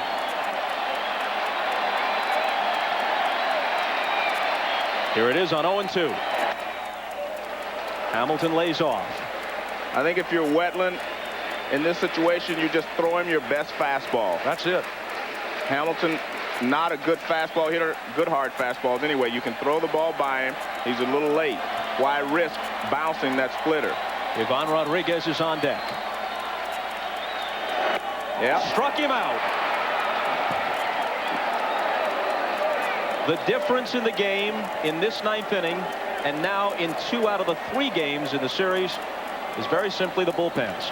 I don't think there's any doubt that the Yankees, when they go down the stretch in a tie ball game or a close ball game, they have the advantage because of Rivera and Wetland and the rest of their bullpen. You have to give Jeff Nelson a big pat on the back for what he did tonight as well. Jeff Nelson worked 3 big innings to keep it close and set the stage for a 2-run Yankee rally in the 9th. Now the Yankee bullpen now, Bob, 12 1/3 innings of scoreless pitching. Heck of a job here again tonight. And you really have to feel for Darren Oliver, because if they had a stronger bullpen, he wouldn't have had to work the 9th inning. Oh, absolutely. I mean, he pitched a great game and ends up the loser. Tonight's Chevrolet player of the game is Bernie Williams. He had the home run. He had the home run saving catch, robbing Rusty Greer, and he had the game-tying suffice fly in the 9th before Mariano Duncan's BI single put the Yankees ahead. And eventually they win it 3-2. What a ball game.